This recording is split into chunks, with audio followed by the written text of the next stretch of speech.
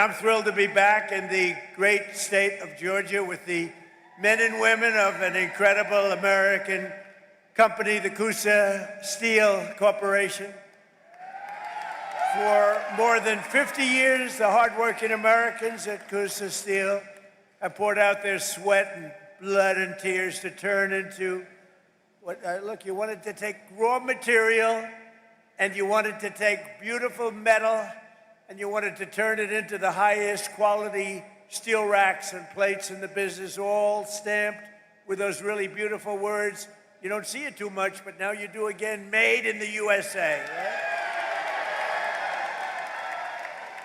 And this company prospered and grew from humble beginnings in a Georgia manufacturing. What happened is you became, in a very short while, a Georgia manufacturing giant. But then you watch your core business start to fade. I just spoke to your great owner, and he's great, but he got hit by stupid politicians, basically, making specialized steel tire racks dwindle from 2 bustling shifts to 6 days a week down to 1 shift and 1 hour.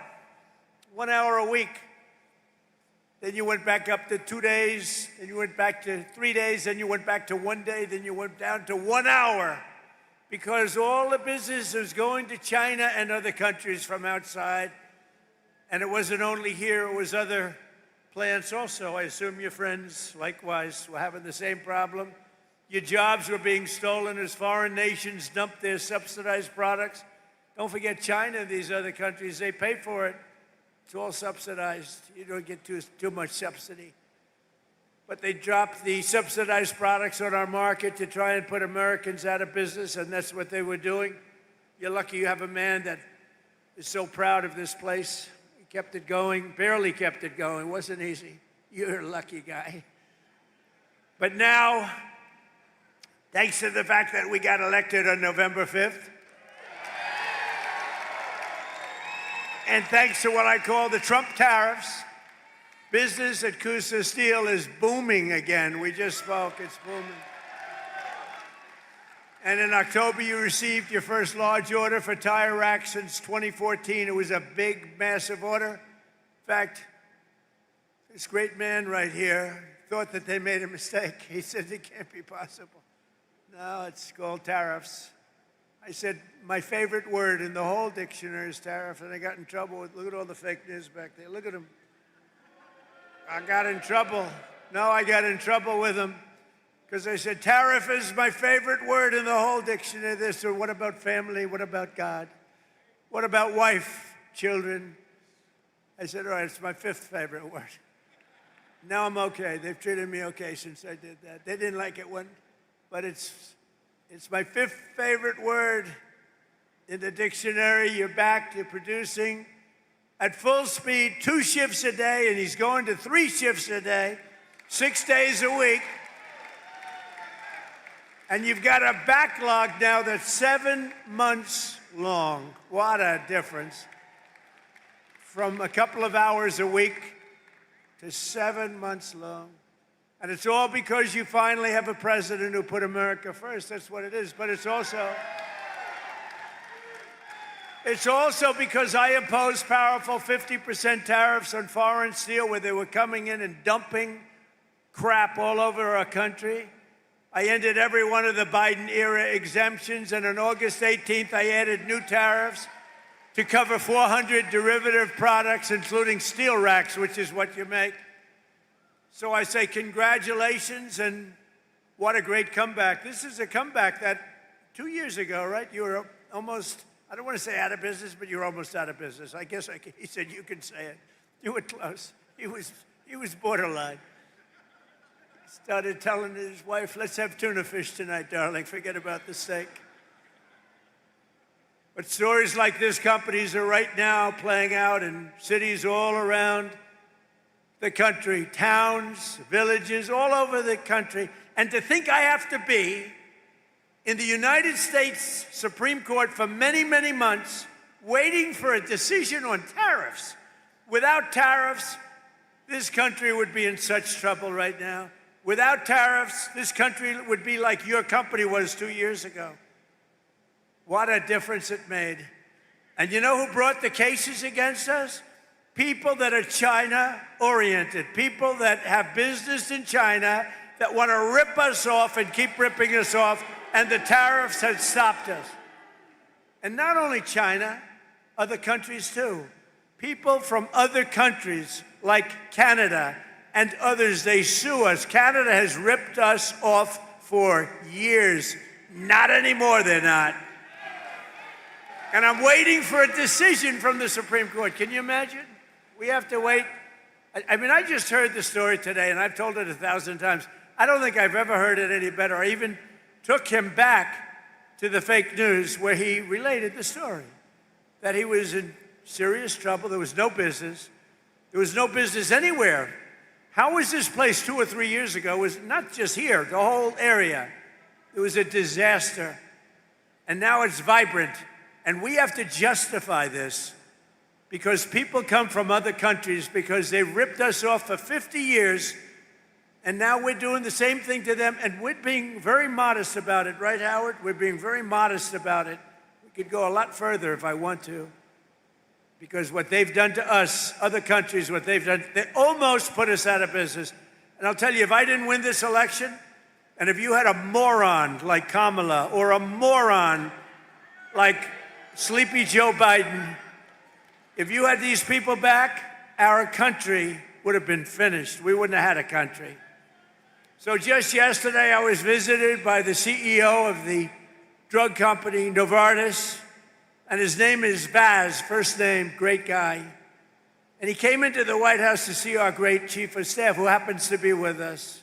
Where's Susie? Susie's with us someplace. She is great. First female chief of staff and the best chief of staff. And she wanted to bring him in. It's a big, very big company, all based outside of this country. And she wanted to bring him in, so I said, come on. So I said, hello, how are you doing? How's it going? Sir, I'm building 11 plants in the United States. I said, that's a lot. How many do you have? None. But we're moving almost all our business into the United States. And I said, why are you doing that? Tariffs. Tariffs! Can you believe it? He said, tariffs. And I got to be before a court. Can you believe it? This is like men playing in women's sports, transgender for everybody. I have a new one to add, voter ID. The Democrats don't want to give us voter ID because they want to cheat. The only way they can cheat is if they, look, we can stop them so easy. You know what they say? We don't want voter ID because it's racist. Okay? That's a good one. It's racist, no. I'll tell you what, when they look at the polls, 95% of the people want voter ID. Then you have proof of citizenship. So we want voter ID. We want proof of citizenship. For you to vote, let's prove that you're an American. So please, proof of citizenship. They're fighting that. They're fighting that. And then we don't want to have mail-in ballots where they're mailed in from all parts of the place. Mail-in ballots are crooked as hell. We're the only country in the world that use this type of mail-in ballot, the only country in the world. I'll tell you what, Republicans have to win this one. We'll never lose a race. For 50 years, we won't lose a race. We want voter ID. We want proof of citizenship. And we don't want mail-in ballots except for the military far away, except for people that are ill, disabled, or people that are away. Even for a vacation, we'll be generous, okay? Other than that, we don't want mail-in ballots because mail-in ballots, they cheat. Without tariffs, what would you do? You know what? Everybody would be bankrupt, everybody. The whole country would be bankrupt. And I have to wait for this decision. I've been waiting forever, forever. And the language is clear that I have the right to do it as president. I have the right to put tariffs on for national security purposes, countries that have been ripping us off for years. You know what they were doing? Using tariffs. What a country. So sad. So just 1 year ago, under crooked Joe Biden, and he was crooked as hell, our country was dead. Now we have the hottest country. In 1 year, We have the hottest country anywhere in the world, right, Kelly?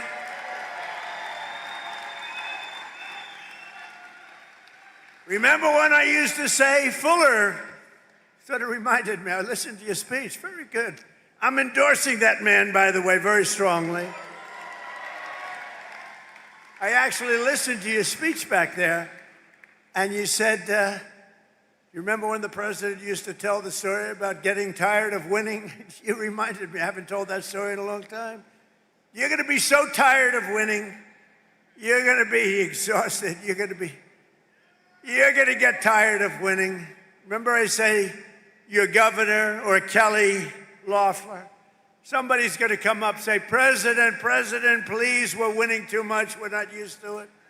George is not used to it, we can't take it anymore. People are working too hard, they're making too much money. Please, we don't wanna win anymore, sir, it's too much. I said, nope, we're gonna keep on winning. The people of Georgia wanna win. I'm sorry, Kelly, the people of Georgia wanna win. Last week it was announced that the United States added 172,000 jobs in the private sector. We reduced if I wanted to have really great job numbers, don't do any cutting in the public sector. I cut off 400,000 jobs in the public sector, and then I add many more than that in the private sector. And those public sector people that got cut, they hated me and now they love me, because they've all gone out and gotten much better paying jobs in the private sector, working right here for you. But we've created more than 5,000 manufacturing jobs in Georgia alone. And we've had a very good relationship with Georgia. And as factory construction gets underway, we've created 70,000 new construction jobs right here, 70,000. And you know what they're building? Factories like this. I said to that brilliant person right there, I see the yellow steel. You know what that is? That's a crane, brand new. I said, how long has that been here? He said, about 2 months. He said, tariffs brought it here, sir. Your policy brought it here. So today, more Americans in the prime of their life are part of a labor force than at any time since 2001, and then you could go back another 25 years from that. And more Americans are working today than at any time in the history of our country. Think of that statement. Any time in the history of our country, there are more Americans working today. In 4 years, Sleepy Joe Biden got less than $1 trillion of new investment into the United States. So in 4 years, he got a lot less than $1 trillion. But with our pro-American economic growth and the use of tariffs, we've already secured commitments for over $18 trillion. So think of this. In 11 months, because we haven't even gotten to last month, in 11 months, we have $18 trillion worth of investment coming into this country. And here's an example of it. Nice family, by the way. That's better looking than your crane. I like the family better than the crane. Very good. But a good family. The stock market has set 53 all-time record highs since the election. 53, think of that. 53 days it was at an all-time record, adding $9 trillion in value. But you gotta go back for a second.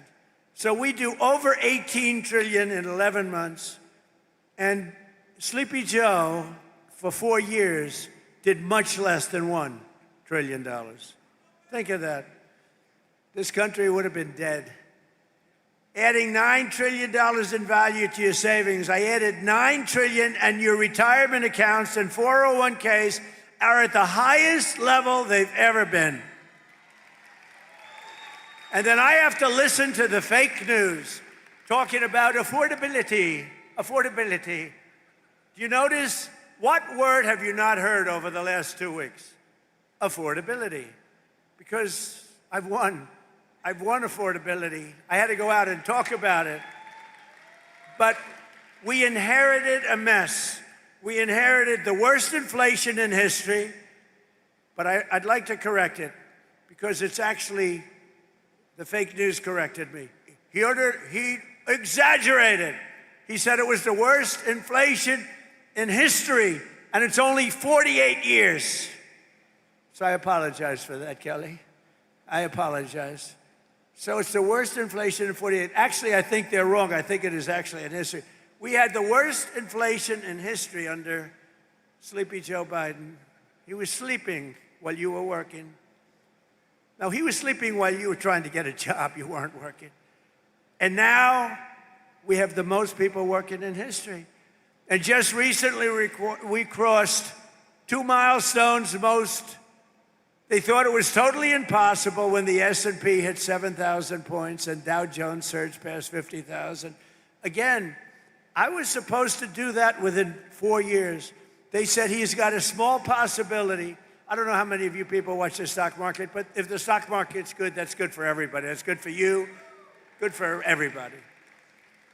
But the stock market hit over 50,000 for the first time in history.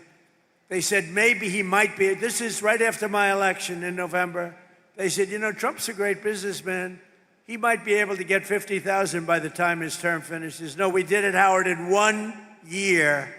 1 year. Under the last administration, every economic policy punished American workers and businesses like this one while rewarding those who outsource to foreign nations. Under the Trump administration, our policy is the exact opposite, making it harder to outsource while rewarding those who invest, hire, grow, and build right here in the USA. We don't have countries coming in and stealing our businesses anymore. They were coming in for many years. I had it stopped in my first term. We had a great first term. We had the greatest economic numbers we've ever had until now. But this term, I will say, it's blowing my first term away. We've slashed a record number of job-killing regulations, cutting 129 old regulations for every one new regulation approved. Think of that. So we approve one, and we cut 129. And what that means is jobs. That's all it means. We ended the radical left war in American energy. Now oil production is up by more than 600,000 barrels a day, and natural gas production is at an all-time high. Plus, we have a great relationship with a country named Venezuela. You've heard about Venezuela? And we're helping them very much with their oil. They got a lot of oil, we do too, but we're helping them a lot. We took 50 million barrels of oil is right now floating very nicely in extremely large ships to Houston, where it's processed. And it's going to be great for Venezuela. The president's doing an excellent job, getting along great. But that was a very strong attack, would you say? It was a very strong attack. That wasn't like Jimmy Carter. That wasn't like Sleepy Joe Biden in Afghanistan, where he had no idea, had no clue what he was doing. Take the equipment. You know, I was getting out of Afghanistan. We were going to get out with dignity, strength.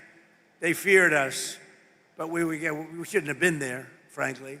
But we were getting out with dignity and strength, taking all the equipment. He left the equipment. They said, leave everything. Let's go. I said, what do you mean? You're leaving a $150 million airplane?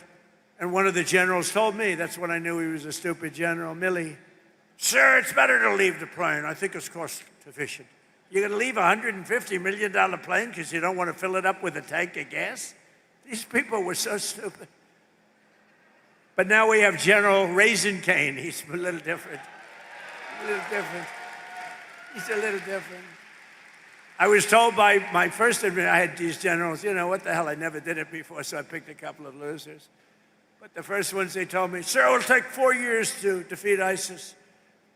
And I said, how can it take 4 years? We have the best equipment in the world. Why? And I rebuilt the military in my first term.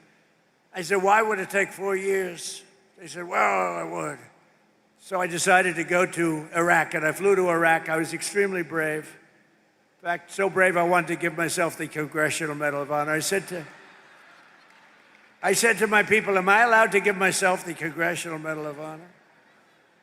And you know, I've given out so many to guys that are seriously brave. I mean, they come in with the arms are missing, the legs are missing. The stories are so unbelievable. And I said, no, it's a little stretch if I gave myself one of them. But it's one of those things. Someday I'm going to try. I'm going to test the law. Brandon, I'm gonna say, let's give it a shot. Maybe I'll win in court after everyone sues me, after radical left lunatics sue me. Now watch, the fake news, you know I'm having fun. The fake news will say, Donald Trump wants to give himself the Congressional Medal of Honor. But he was rebuffed by the audience, who stood up and booed the hell out of him. No, they say that kind of stuff. It's amazing.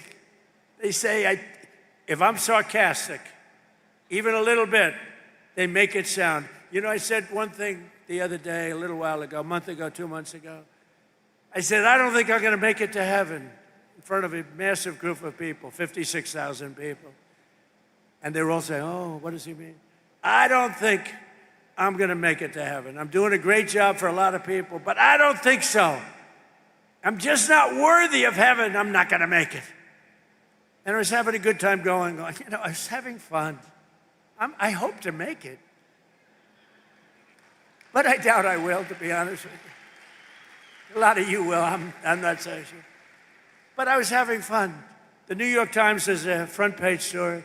Donald Trump is now questioning his mortality. They made it like I was totally. So you can't joke.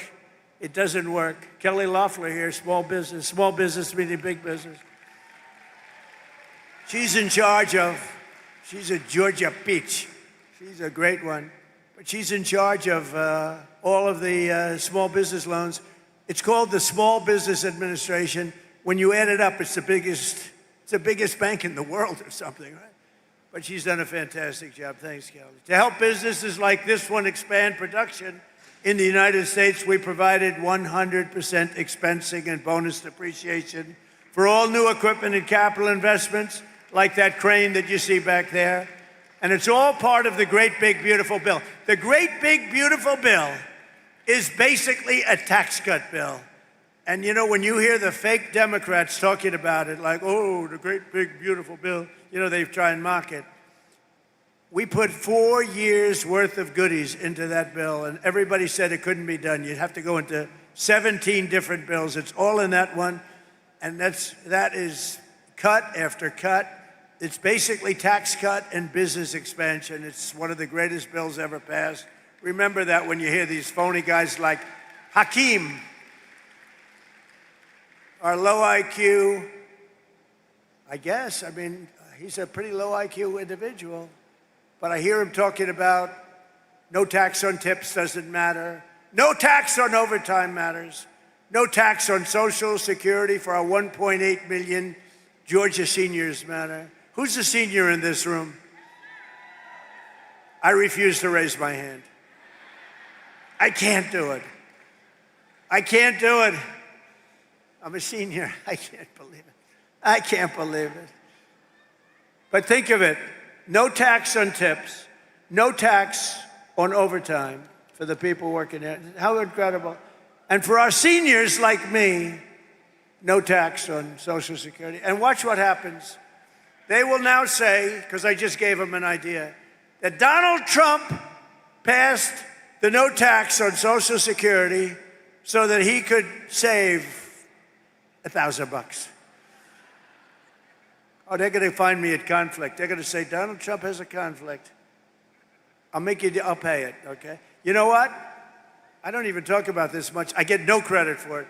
So, as president, I make $2 million over 4 years, $2.5 million.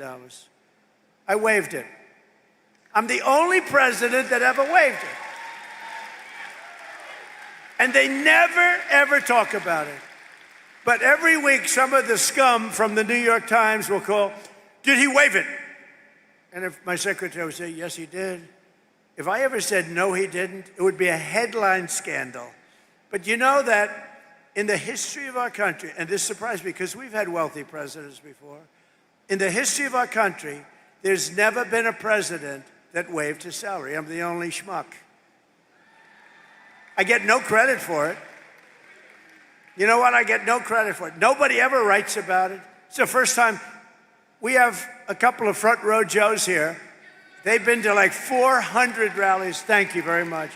Have you ever heard me even talking about it? I never talk about it. They've heard me talking about everything. but I don't talk about it. But I just did today because somebody said, you know, nobody's ever written a story about you waiving your salary. You know, it's still a couple of $1 million. It's like, not peanuts. It's estimated that these policies will help raise income in this state by $7,000 in the coming year, every year. Boost household take-home pay by over $10,000 and protect more than 200,000 Georgia jobs. It's amazing. No one knows the importance of tax cuts and fair trade more than businesses like this one. So now I'd like to ask the president of Kusa Steel, Andrew Seville, very nice name, to come up and say a few words. I'd like to say, because I'm telling you, I met this guy, and he said something that his wife is going to be extremely upset. I said, how are you doing? He said, President, if I didn't have all these cameras running, I would grab you and start kissing you violently. And I said, why is that? He said, because what you've done for us economically in this state, in this town, with the tariffs in particular. So I want to just introduce Andrew. Thank you very much.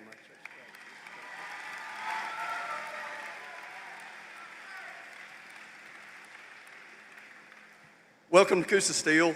My name's Andrew Seville, as he said.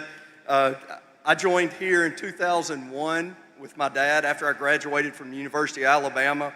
I've got to say roll tide. I've got to.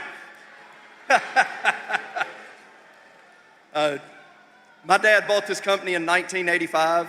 We began to diversify, add all American-made equipment. Everything you see here, American-made. We have all American-made steel. That's all we keep. In all of those warehouses, all of it American-made. So we saw the tire rack industry really dropping off around 2010, and it was tough on our racks department. It was tough on these guys you see down front, these people that are used to this heat. I'm sorry if some of y'all aren't, but this is nothing to them. But the tire rack industry was going to China. There were no tariffs. They were bringing them in, and they were decimating the tire rack business in America. Your first term, we saw some things come back, just a little bit here and there. The second term, about July, the quotes, the orders, I couldn't keep up. They were coming nonstop.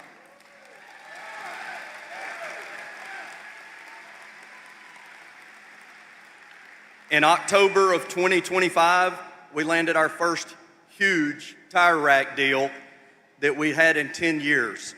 This is going to keep our racks department busy for 2 shifts a day, 6 days a week, and we're pumping them out as fast as we can go, and they're all going to Shippensburg, Pennsylvania, right in America.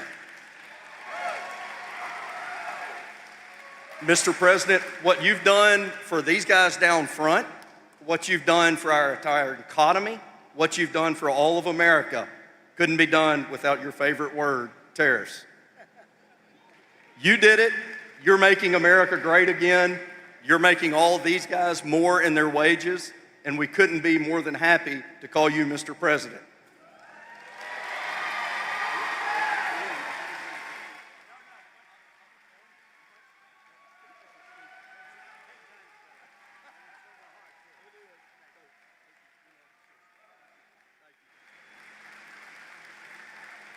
Wow, good man.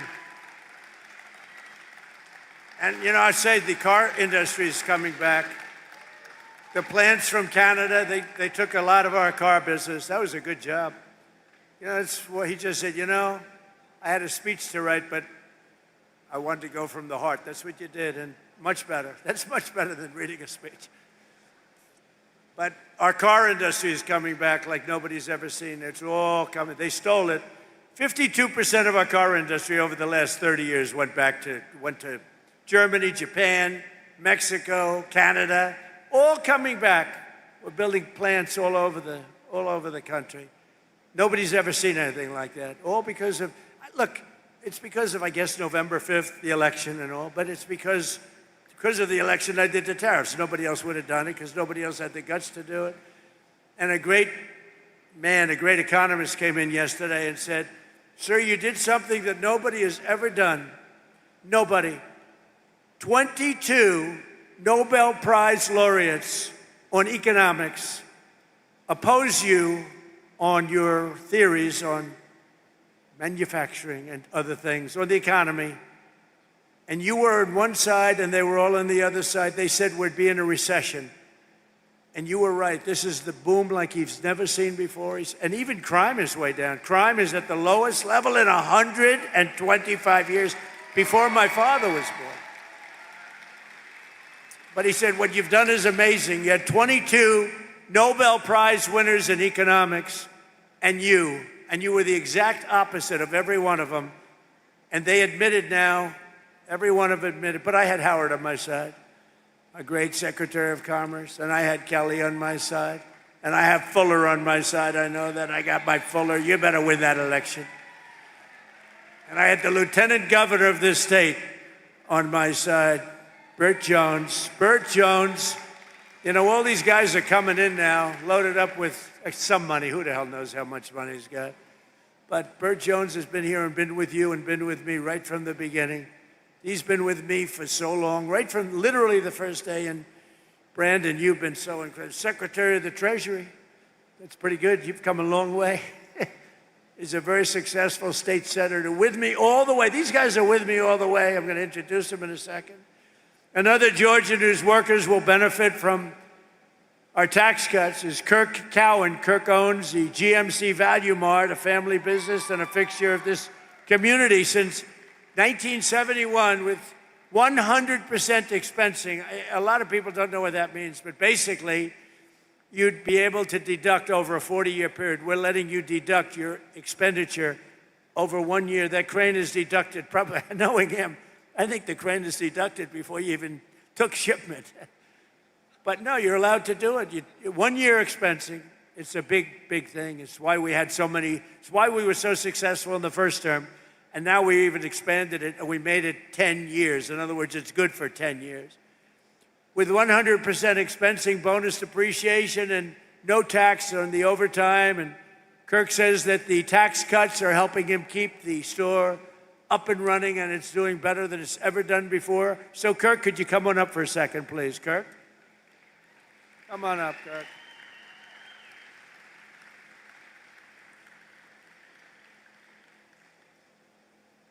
Good-looking guy. Come on.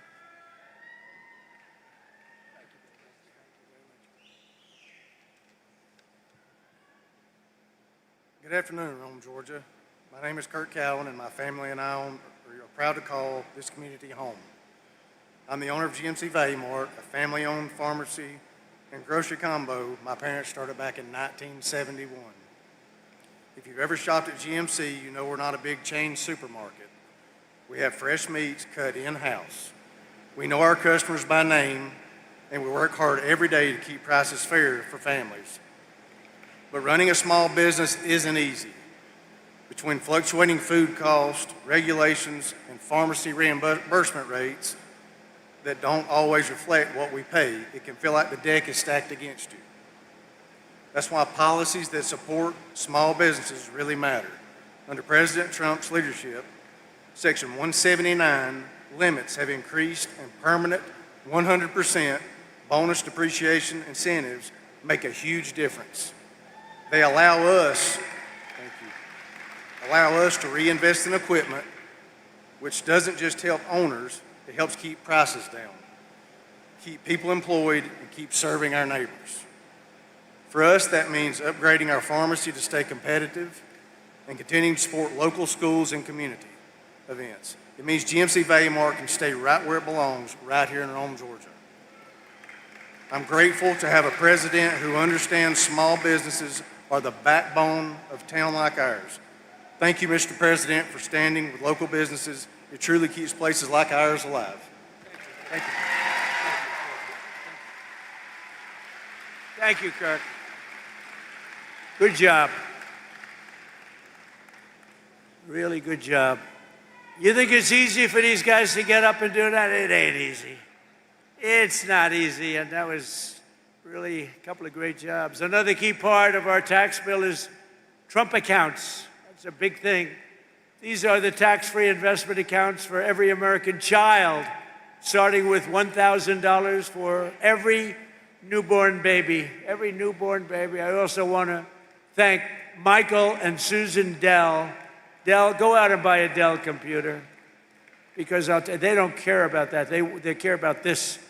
They make a great product. They're not looking for any publicity. I give them publicity. They say, well, thank you very much, but it's okay. They put up $6.25 billion. He started making computers on his bed. All of a sudden, he's got Dell. But he's a phenomenal person. She's a phenomenal woman. And they fund the accounts, and we're going to have funded 25 million children. So when they get to be 18 or 21, like these young, beautiful kids up front, they'll end up with a potentially really good nest egg, depending on, where the economy goes a little bit. But they could be quite rich. And they start with $1,000. And a lot of people now are putting tremendous amounts, because you're allowed to come in and put your money into those accounts. And a lot of people doing it actually way over what we thought would be. It's been tremendous. I want to thank Michael and Susan. Joining us today is Bree Thomas, a local women's clothing boutique owner, along with her husband, Austin, their newborn son, AJ. Bree and Austin are very excited to launch AJ's Trump account with millions of dollars. Think of this, millions and millions of dollars being put into these various accounts. But on July 4th of this year, think of it, all you have to do is go to the trumpaccounts.gov. Go to trumpaccounts.gov. People are putting in money, and the people themselves are putting. Millions of Americans will benefit from these pro-job, pro-worker, pro-child policies. But Georgia's Senator Jon Ossoff and every Democrat in Congress voted against them. He voted, Jon Ossoff. I competed with him numerous times. He ran against a woman, I think her name was Karen Handel, and he was leading her, and they called for help. I came down and helped, and she won. That was his first experience with me. And then I never heard from her again. I think she said thank you, but she ran another race a couple of years later. She didn't win. She never asked me for help. That was a mistake. But she won. And then Ossoff somehow got involved in the Senate race. I said, no, he's easy to beat. He's a real stiff. Real stiff. You know what the stiff is? He's a real stiff. We don't want people like that representing Georgia. Who would think that Georgia has a stiff? Anyway, and with us today are some of the amazing warriors who, unlike Ossoff, have stood up for the people of Georgia, including Congressman Brian Jack, Mike Collins, and Barry Loudermilk. You guys out? Come up, fellas, come up. I gotta get these guys up. These are great people. Come on up. Proud of everything. They're warriors. But Loudermilk is going to take it easy now. I can't believe it. She's leaving. I can't believe it. We want him to stay. Say hello, fellas. Come on, Barry. Mr. President, as I was sitting out there and I was looking back here at the crane, you remember first term we were all on the Trump train. I think we ought to have a Trump crane right here, right? See, Trump cranes all over manufacturing plants in the United States. Look, the greatest honor that I've ever had serving the people of Georgia is to work with this fine gentleman right here. Yeah, he called me back in Memorial Day weekend. I got a call from the White House and said, the president would like to come meet with you in the Oval Office on June the 1st. So I headed up to D.C. and I got over to the office early, and when I walked in, we got a picture made, and we were talking about something pretty important, about the investigation of January 6th. But after we talked about that, the conversation changed, and he started telling me about this golden era of America. And when I got back to the office, the staff asked, how did the meeting go? And I couldn't stop talking about the golden era of America. I said, we're going to return to that time in America that we all heard about, but our children have never experienced. And we are seeing that come to fruition right now because of your leadership. Thank you, Mr. President.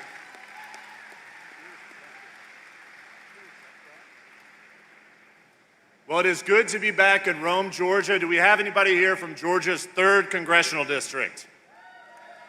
So that's my district, Mr. President, and the last time you and I shared a stage was in Rome, Georgia, 2 years ago when you endorsed me for Congress. It is special to welcome you back here.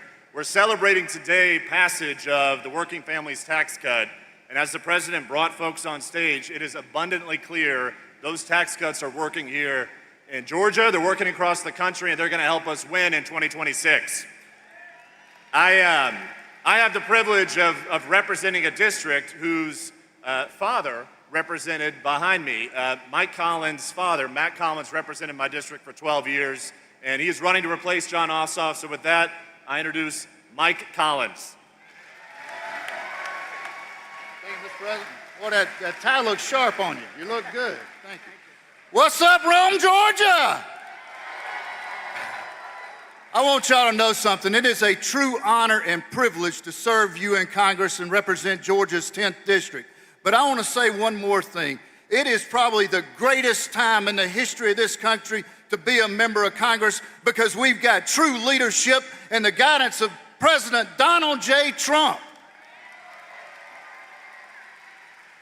And I want you to know a couple of things. Now, we need to grow our majority in the House so that we can continue with an America First agenda. But folks, we got to make sure that we put the right Republicans in to help us to get this job done. And Clay Fuller, you're going to help us do that.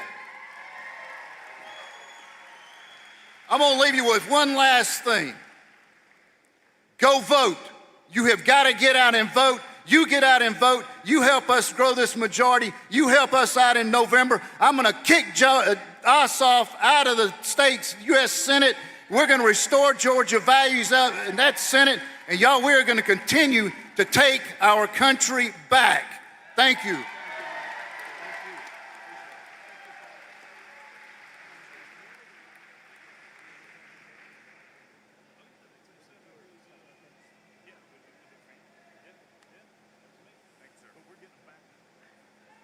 I'll tell you, Loudermilk, I said, you were the one that they caught giving a tour of Congress to a couple of kids and a mother and a father, and they said that they were communists. They were actually constituents from Georgia. And it angered him so much that he became a wild man, and he was very effective. And I always say, they picked on the wrong guy. Here's the guy shows up with a couple of really nice country, beautiful people with their 2 kids. He's showing them the Capitol. And they said, he's showing them classified information. He's showing them. The people didn't even know nobody knew what they were talking about. These people are sick. But I want to tell you, Loudermilk, that was very cool. You didn't take it easily. Problem, a lot of Republicans are nice. The Republicans are too nice. And they just sort of would listen and they won't comment. Barry decided to comment, to put it mildly. You made them go through hell. I want to just tell you, you've had a hell of a career. And I hear you're not running, and we're going to have somebody very good. You know that? But you are fantastic and did a great job. Thank you very much, Barry. Thank you. Great. Very proud of you. I also want to thank Commerce Secretary Howard Lutnick, who's got more good ideas. He's a very, very successful guy. Thank you, Howard. Howard Lutnick. We have some big things happening. And I introduced you already to SBA Administrator Kelly Loeffler, who's an unbelievable woman doing an unbelievable job. Never lets you down. Treasurer of the United States of America, Brandon Beach. He is a winner and a friend. And he's another one. I didn't know him, but I kept hearing these wonderful things about a guy named Brandon Beach, and he was fighting for us. By the way, did you see they raided the Fulton County place, storage house? And now the Democrats have hired a massive team of lawyers. They have the ballots. That should be no problem, right? They have the ballots. FBI came in and raided. They found plenty of stuff. And now they have the ballots. And the Democrats are fighting like hell, and I think it goes before a judge tomorrow, to not let anybody see the ballots. Why don't they want them to see the ballots after all these years? You know why they don't want? Because they cheated, that's why. They sent top lawyers down from New York to fight it. And I think it goes before a judge tomorrow sometime. They don't want them to see the ballot. They've taken the ballots, they have them now. After years, they got an order from the court, signed order from a very respected judge, and now they're trying to stop anybody from looking. You know why? Because they cheated like dogs. Agriculture Commissioner from Georgia, Tyler Harper. Tyler, thank you. Nice hat. Nice hat. State Senator-elect Stephen McNeil, a great guy. Thank you, Stephen. Thank you. Great guy. State Representative Katie Dempsey. Thank you. Katie, great job, Katie. Thank you. Georgia legend, Ambassador, well, let me tell you, he may be, because you know, Burt Jones was a really good football player. And we have Gunnar Stockton here today, and he's really good. He's really good. But even Gunnar would admit that it's going to be tough to beat the legend of Herschel Walker. Do you agree, Gunnar? Come on.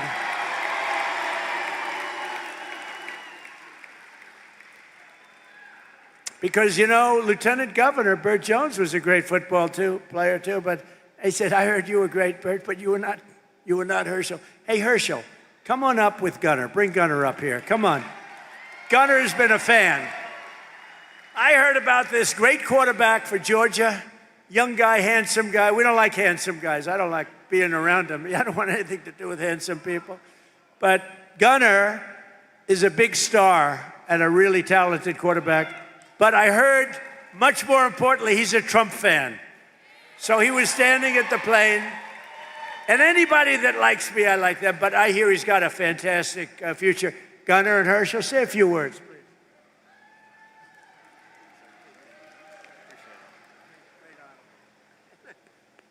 Oh, this is a great opportunity. Just to meet a president and Donald Trump. It's an awesome experience, and I'm just glad to be here.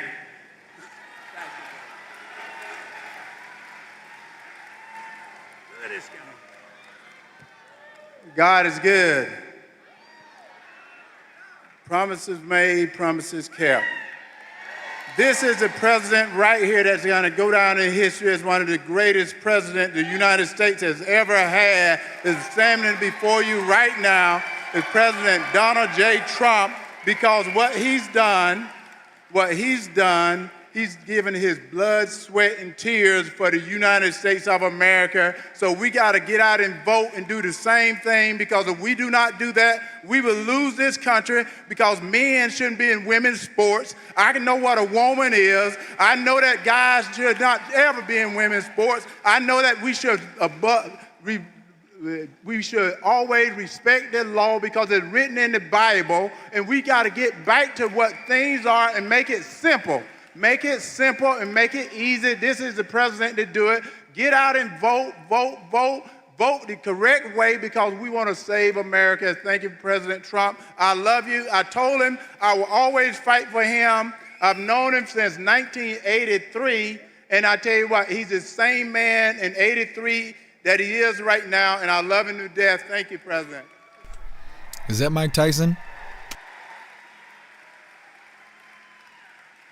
I'm looking at these two guys, they're like steel. I'm hitting them in the shoulders, and it's like my hand isn't the same. They're like steel. Any women would like to tackle these two guys, please? I don't know. This whole thing with men and women's sports is not working out too well. What a joke. But we added the new one, I'm telling you. We have a couple of new ones coming up. It's, you know, it's all about common sense. I also want to call up an incredible leader and a friend of mine for a long time, and I just want to let you know, a lot of people running. This man has my complete and total endorsement. It's not like, oh, gee, let me think about it. Burt Jones has been an incredible leader. He's been an incredible politician. He was a really great football player, but he has just been solid as a rock, and he loves this state so much. And I really want to see him win. People are coming in with lots of money and lots of everything else. But Bert has, number one, he has my endorsement. Number two, he has the greatest career. He has been really, really good at what he does. I think Brandon would agree with that. Everybody would agree with that. Bert's been very special. So, and I know Bert's father, Bill, is around someplace. Where's Bert's father? Bill is so great. You know, Bill was a big shot in this, but Bert's going to take it to another level, right? That's what we want. That's what his father wants to. Bert, come up for a second, please.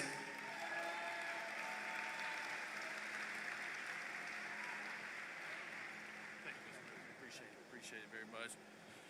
Well, needless to say, is he not the finest president that we've ever had in our lifetime? And I appreciate the compliment, Mr. President, but I can promise you I don't even sit in the same room with Gunnar Stockton and Herschel Walker in my playing days. In fact, I asked Gunnar Stockton, how many SEC championship rings do you have? He said, maybe 3, 4, something like that. I was like, we only got one when I played, you know, and that shows you how he's a great football player, but he's an even better young man. So I just really appreciate being with him today. But I want to tell you this real quick. The reason why I've supported Donald J. Trump since 2016 through 2020 to 2024 is because he has done exactly what he said he's going to do for this country. When he said he's going to put America first, he did just that. He shut down the border. He's bringing jobs back to this country. He's making us the top world leader on the world stage. People now fear the United States and respect us all at the same time, which is very good. But when we were traveling down the roads here in Rome, Georgia, he was asking me all these questions, and I was sitting here, well, you know, I'm not really from here, Mr. President, but I can tell you as much as I want to tell you. I was like, Rome, Georgia is blue-collar America. Rome, Georgia is a place where they've got great law enforcement because they got a good sheriff here. They got great health care services right here. They got great leaderships like Katie Dempsey right here. And it is a microcosm of what this country looks like. And so if we want to keep Georgia red, which we do, we need to elect America first, Trump endorse candidates across the board. And I'm so proud to have his endorsement right here because us taking that Senate seat back and keeping the governor's seat in the Republican column starts right here in the 14th district right here. So we got to have your support, and we appreciate you, and we appreciate everything you do, Mr. President, because you are the best. So thank you very much. Thank you, Bert. Great job. You got to get out and vote for Bert. That whole group. You may have heard that last year the murder rate saw its single largest decline in recorded history to the lowest level in 125 years. With us today is a tough on-crime district attorney here in Northwest Georgia who helped achieve that feat, putting violent criminals behind bars where they belong. And I just want to introduce you because I know he spoke before for a couple of minutes, and I heard what he said, and I loved what he said. It just made me even feel stronger about him. He's an incredible young guy. He's going to be, I think he's going to be just a total winner, and it's what we want. Clay Fuller. Clay, you got my total and complete. Come on up if you want, Clay. Come on up. We want to vote for Clay. He's going to take it home. Total winner. Everybody loves him.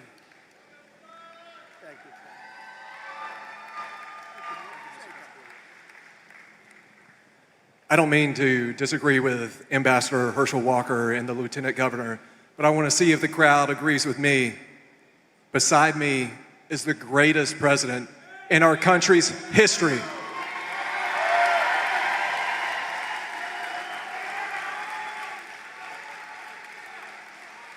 And Mr. President, I know you like a winner, and that's what we're going to do on March 10th.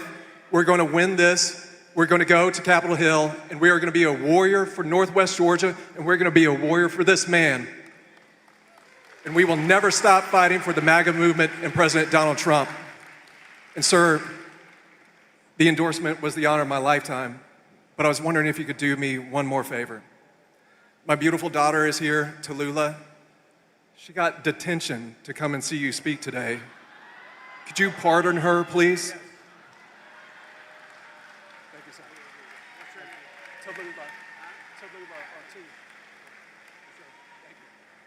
Okay, thank you, Clay. Tallulah, where's Tallulah? Stand up, Tallulah.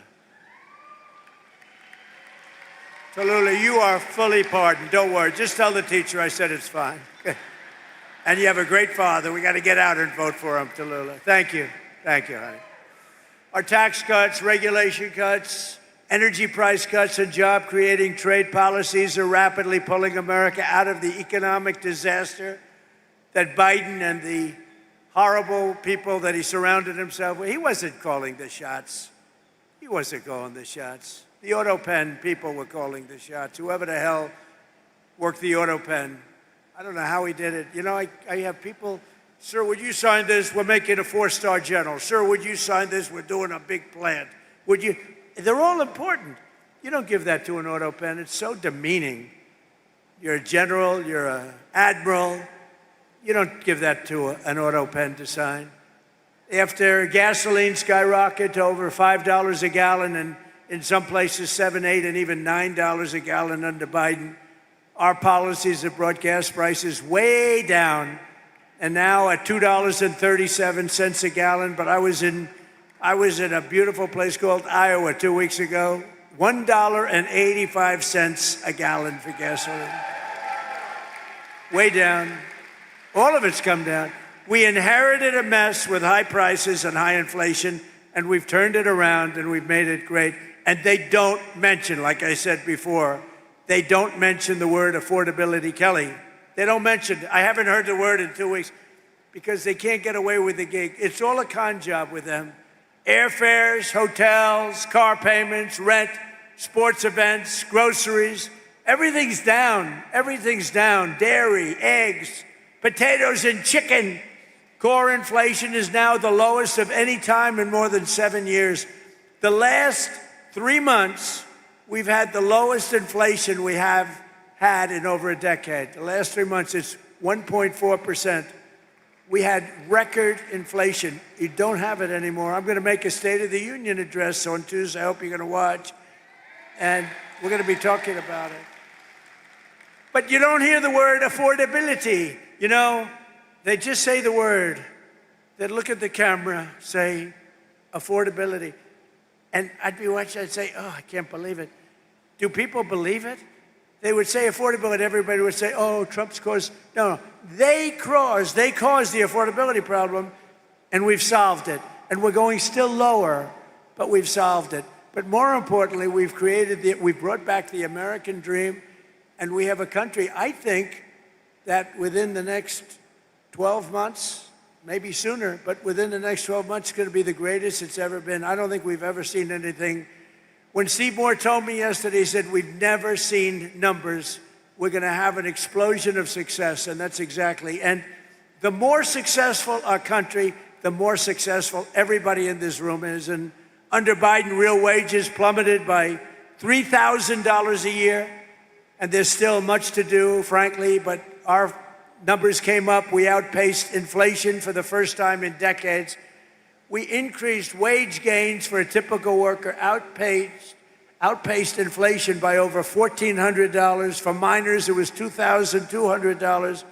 And for the typical worker at factories like this one, it was almost $4,000 a year that we outpaced inflation. And that hasn't happened in many, many years. Every day we're fighting to reduce costs and bring down prices for hardworking citizens, including crushing costs on health care. And in fact, I read a nice story a few months ago. I love to read things about health care. Can you believe it? I didn't used to read it, now I read it. And what happened is I see that health care was spending, insurance companies are getting from our country for health care trillions and trillions of dollars. And their stock prices have gone up by as much as 1,700%. How would you like to invest in those stocks? 1,700%. And I said right then and there, I said, and it went viral, and knowing nothing about it, it went viral. I said, we shouldn't pay the insurance companies anymore. We should pay the trillions of dollars directly to the people and let the people buy their own health care. Put it in a health care account, and people loved it, and we're looking at it. We're looking at it. The problem is the Democrats are totally bought off and taken care of by the insurance companies, so they don't want to do it. They don't want to do it because they're captive to the insurance companies. Under our most favored nation agreements, and this is the thing that I think every Republican should win on, even if you hate them in every other way. Agreements for drug prices, that we're slashing drug prices by 400, 500, even 600%. Nobody's ever seen anything like it. Because we were paying the highest drug prices in the world, and now we're paying whatever the lowest price is in the world. That's the price we're paying. And to do that was also tariffs. I called countries. When I finally got the healthcare companies, the people that make the drugs to do it, and remember, that's going to lower your health care because medicine's a big part of the drugs, and it's coming down at numbers like that. But I got the drug companies to do it, and then they said, doesn't matter, you'll never get the countries to do it, because the countries had to agree. So a pill that's selling for $10 in New York is selling, let's say in London, in New York is selling for $130, 13 times more. Think of that, 13 times more. So they said, there's no way they'll ever do it. I said, yes, there is, 100%. I started calling the heads of countries, like France, Emmanuel Macron, he's a good guy. I said, Emmanuel, you're going to have to double the price of your, see, the world is bigger, so you don't have to bring it up like to the middle. They would have to double or triple the price, but that's a lot for a politician. I said, Emmanuel, you're going to have to lift your price by double or triple. No way, I will not do that, Donald. Why would I do that? I would be out of business. I said, no, you're going to do it 100%. No, I will not do that. I will not do that. Yes, you will. You're going to do it. And he said, no. I said, here's the story. If you don't do it, I'm going to put a 100% tariff on all of the wine and champagne that you sell into the United States. And you know what he said? I will do it. I will gladly do it. And that's going to cost you many, many times more, right? Howard heard me. With many people. I called Germany. I called many, many countries. Spain, no, Spain was no. We won't do that. He laughed at me, thought I was a fool. We won't do that, sir. Why would I do a thing like that? Because I'm going to charge you tariffs if you don't, and the tariffs are going to cost you much more than what we're talking about. And they all said, like I said, we'd love to do it. We'd be honored to do it. So the Republicans should win on that alone. Your drug prices are coming down by 70, 80, 90%, or, depending on the way you figure it, 500, 600, 700, 800, 900%. Think of it, depending on the way you want to calculate. There's two ways of calculating that number. We're also expanding the dream of home ownership, and we are really right now in American dream territory. One of the biggest factors driving up housing costs was the Biden border invasion, which brought in millions and millions of people flooding into your communities, getting government subsidies on homes. Foreign-born workers now make up over 1/3 of all demand for Georgia housing, driving up rent and housing costs. Now that we've secured our border, we stopped the invasion. Think of this. Millions of people came through our border every single year. Millions and millions of people. In the last 8 months, I don't even believe this could be possible, but it's close. 0. And that's done by radical left Democrats. Now, not one person in the last 8 months has come through our border, except if they come through legally. So rent prices have hit 4-year lows based on what we've done by bringing down mortgage rates. We've also slashed the yearly cost of new mortgages by $4,000 a year. And new mortgage applications are up 30%, and Kelly Loeffler's doing a fantastic job. In the last 12 months, Fannie and Freddie Mac helped 22,000 first-time home buyers purchase a home right here in the great state of Georgia. I love Georgia. We won Georgia big, didn't we? Too big to rig. It was too big to rig. Vote for Burt Jones, vote for Fuller. To continue this trend, I'm ending the scam of Wall Street firms and large institutional investors buying up all of the single-family homes all over. They go in, they buy 10,000 houses. Then people come out and they say, we can't buy a house. I ended it. Now you go out and buy a house. They can't do it anymore. Georgia was affected by this issue more than almost any state in the union, but America will not become a nation of renters. We're not going to have a nation of renters. That's why I recently signed an executive order to ban Wall Street and large institutional investors from buying those single-family homes. Can't do it. Not allowed to do it. Not allowed to do it. They were buying tens of thousands of houses, just buying them and putting them in the market for rent. And to stop surges in food prices, we take care of our amazing farmers. Nobody's taken care of farmers like I have. Nobody's ever received the votes of farmers like I have either. I also recently issued $12 billion out of all the tariff money. We're taking in hundreds of billions of dollars. We're going to be taking in next year $900 billion in tariffs, unless the Supreme Court said you can't do it. Can you believe it? That I have to be up here trying to justify that with people like you. I have to put you on a stage in front of your family, but you did very well, so it could have been very embarrassing, right? You did very well. But it's a shame that I have to justify this because it's just common sense. We took in hundreds of billions of dollars. Out of that, I gave $12 billion to our farmers because they were taken advantage of by many, many foreign nations.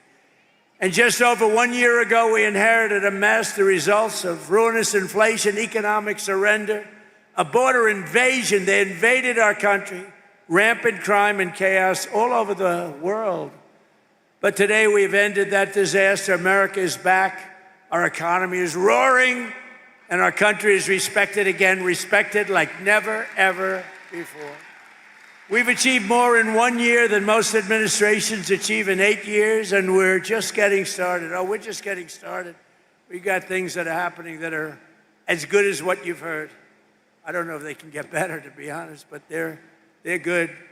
With the help of Georgians, we are here today. We're going to have you do something. We're going to have you keep on working, keep on fighting. Together, we're going to make America great again. You know, I came up with that phrase a long time ago, make America great again. Who would have thought? It turns out to be rated, not by me, by anybody, by stupid people, frankly. Anybody would rate it the #1 phrase in the history of politics in America, right? It's called Make America Great Again. That's what we've done. And when the past administration and guys like Barack Hussein Obama, have you heard of him? When they get up and they say, we will stop MAGA, we are going to fight MAGA, we must stop MAGA, I'd say, no. MAGA means make America great again. You don't want to stop that. And we're doing that, and we're doing it at a much more rapid pace than we ever thought possible. Even the enemies are saying what's happened in this country in 1 year is a miracle. And it's not a miracle.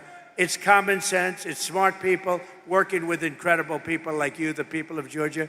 I want to thank you very much. And to this steel mill, I'm going to come back here in 2 years. I'm going to look it up. You'll be 3 times bigger, and I appreciate it. Great words. Thank you very much, everybody. Thank you.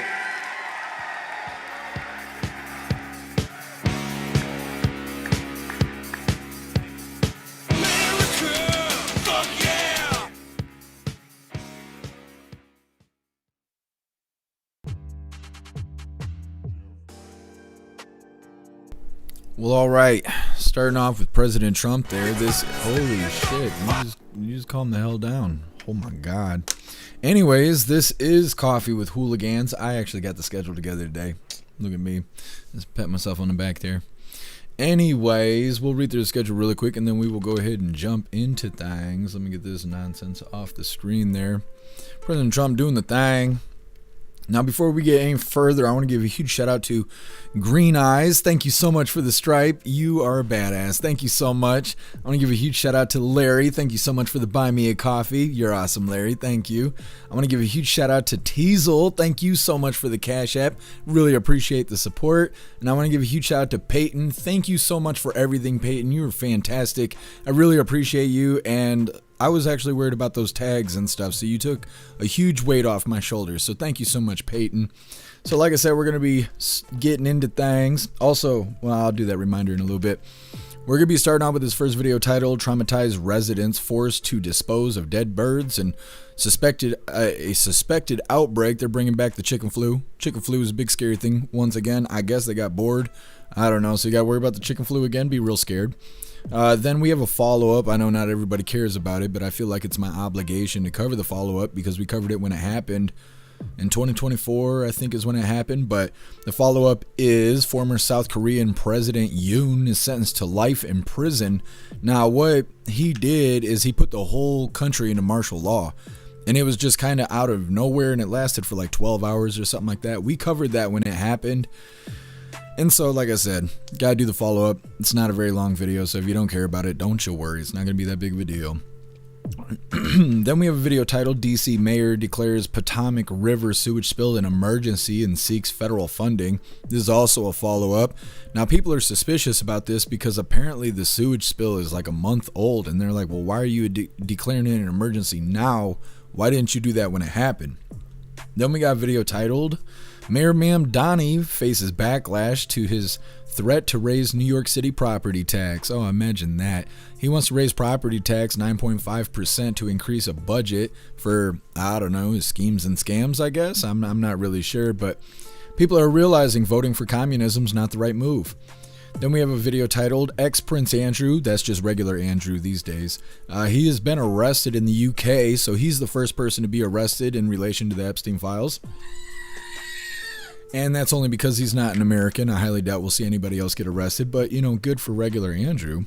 Then we got our midlife break, our funny video halfway through. Today it was provided by Colty, and it's titled Minding My Business. Then getting back into the news, we got a video titled Representative Jasmine Smells So Bad Crockett reacts to the Colbert interview situation. I think it was yesterday we covered a video that had Stephen Colbert. He was crying really hard. He was saying that the Equal Time Act, is that what it is? Let me see if I wrote it down. I didn't even write it down. There's some sort of deal when people are doing campaigns, you can't show Republicans more than Democrats or vice versa. You can't do that. So he got a warning about showing this candidate as it may cause a violation of this equal time rule. And so, of course, he's making a big deal about it, but they're lying about it. They're lying about the whole thing. And I went and looked it up. This stuff has been a legal deal since 1934, but today they're acting like it's brand new. So we got two videos on that. The first one is Jasmine Crockett crying really hard, lying as well. And the second one is James I don't know what the fuck his name is, Tallarico maybe. He's crying really hard about it too. They're both claiming censorship. One of them is considering this cancel culture again. This has been a thing since 1934, so they can kiss both sides of my ass. And then we got a video titled Nancy Guthrie Appearance is obviously a follow-up. Disappearance. Reward for information is now over 200,000 doll hairs, so we need to get together, gang. We need to get Scoob and everything. Klaus Daniels, you need to wake up. We got to figure out where Nancy Guthrie is because I need 200,000 doll hairs. Then we got a video titled Judge Declares Mistrial for 9 people arrested in connection with July ambush of the Texas ICE facility. Now this is where Antifa showed up. They shot fireworks at an ICE building, drawing out ICE agents, and when they did, I believe they started shooting at them. Well, now they're having a nice little mistrial, and that's great. Last little bit of the news is lefties losing it, and today it's titled Sad to See Dave Chappelle Succumb to the Woke Mind Virus. I don't think old Dave Chappelle would feel that way, but he disappeared for a while. He came back, and he's just been very different, and now he's super woke. Then we're getting into the fun stuff. We're going to be opening today's door of the Advent Calendar sent by Watchmen. And then we got our two funny videos of the day. First one was provided by Colty, and it's titled You're Not My Dad. And our official funny video of the day was provided by Stoner, and this one's titled It's Almost Friday. Well, hooligans, we're going to get right into things because we got a long list of hooligans in the chat and we're not going to read all the way through it. But before we move forward, I want to remind you guys really quick that tomorrow's Friday, and we always do our voice chat over on the website after Coffee with Hooligans. Hopefully tomorrow my voice will sound better. I haven't been screaming or anything. I'm just in recovery, I guess. But either way, we're going to be doing this in the voice chat. I'm going to be eating this Reaper jerky here. Now I'm going to have to knock these seeds off because that's death in a bag, and I can't do that.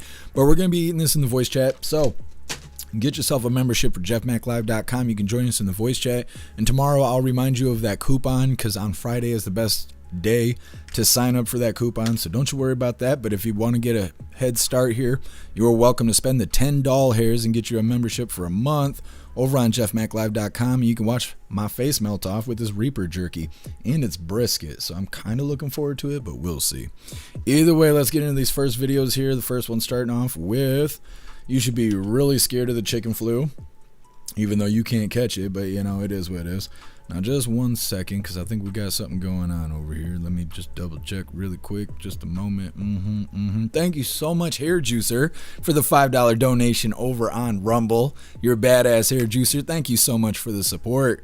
It says Trump live and Jeff's on time. He's been replaced. No, I have not. I have not. The tattoos are the authentication, the left and the right here. Either way, getting into the chicken flu, hit that like button and let's get into this. My son, he likes to look at the lake in the morning. Chiquita Anderson says her son has been traumatized amid New Jersey's avian flu outbreak. A bird just could not catch flight.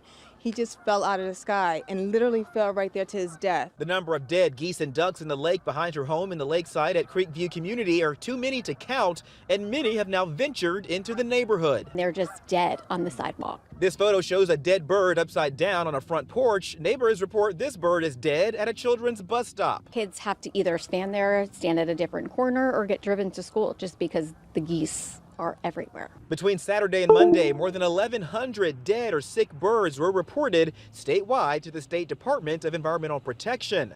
In Gloucester County, Betty Park and Alcyon Park are closed after large numbers of sick and dying birds were reported near Alcyon Lake in Pittman. They die such a slow, it's traumatizing death. In Hainesport, the township says state agencies will not be assisting with cleanup due to the overwhelming number of reports statewide. Instead, officials shared guidance for safe disposal, including gloves, masks, eye protection, and double bagging. And today, I literally bagged 18 dead geese, and I have probably another 10 or 20 more in my yard to go. Yeah, they're everywhere. People are so alarmed by this. The New Jersey DEP does have a reporting system set up for this. They want to hear from the public when they spot these dead birds. We'll have more on that with this story on our website. But for now, here in this community, the HOA is meeting to see if they can figure out any solutions on their own. We're live here in Hainesport, Burlington County. Leland Pinder for Action News at 10 on PHL 17. Shari. Yeah, quite the experience for those homeowners. Not an everyday situation.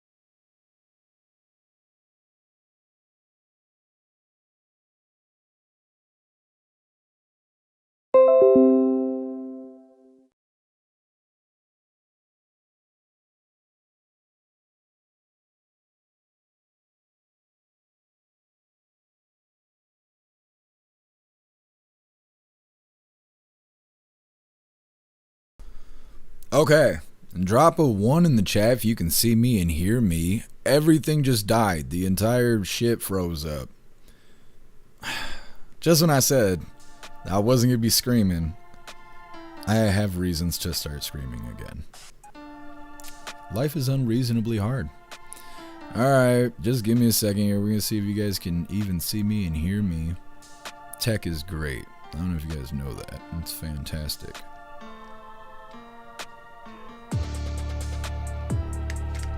As soon as I started the video, everything just froze up.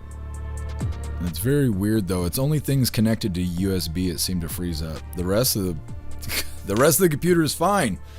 But everything I used to control everything stopped working. So I don't know what you guys got to see or hear or what. So we're just gonna go ahead and do it all over again. Tell Trump to come back. We gotta restart.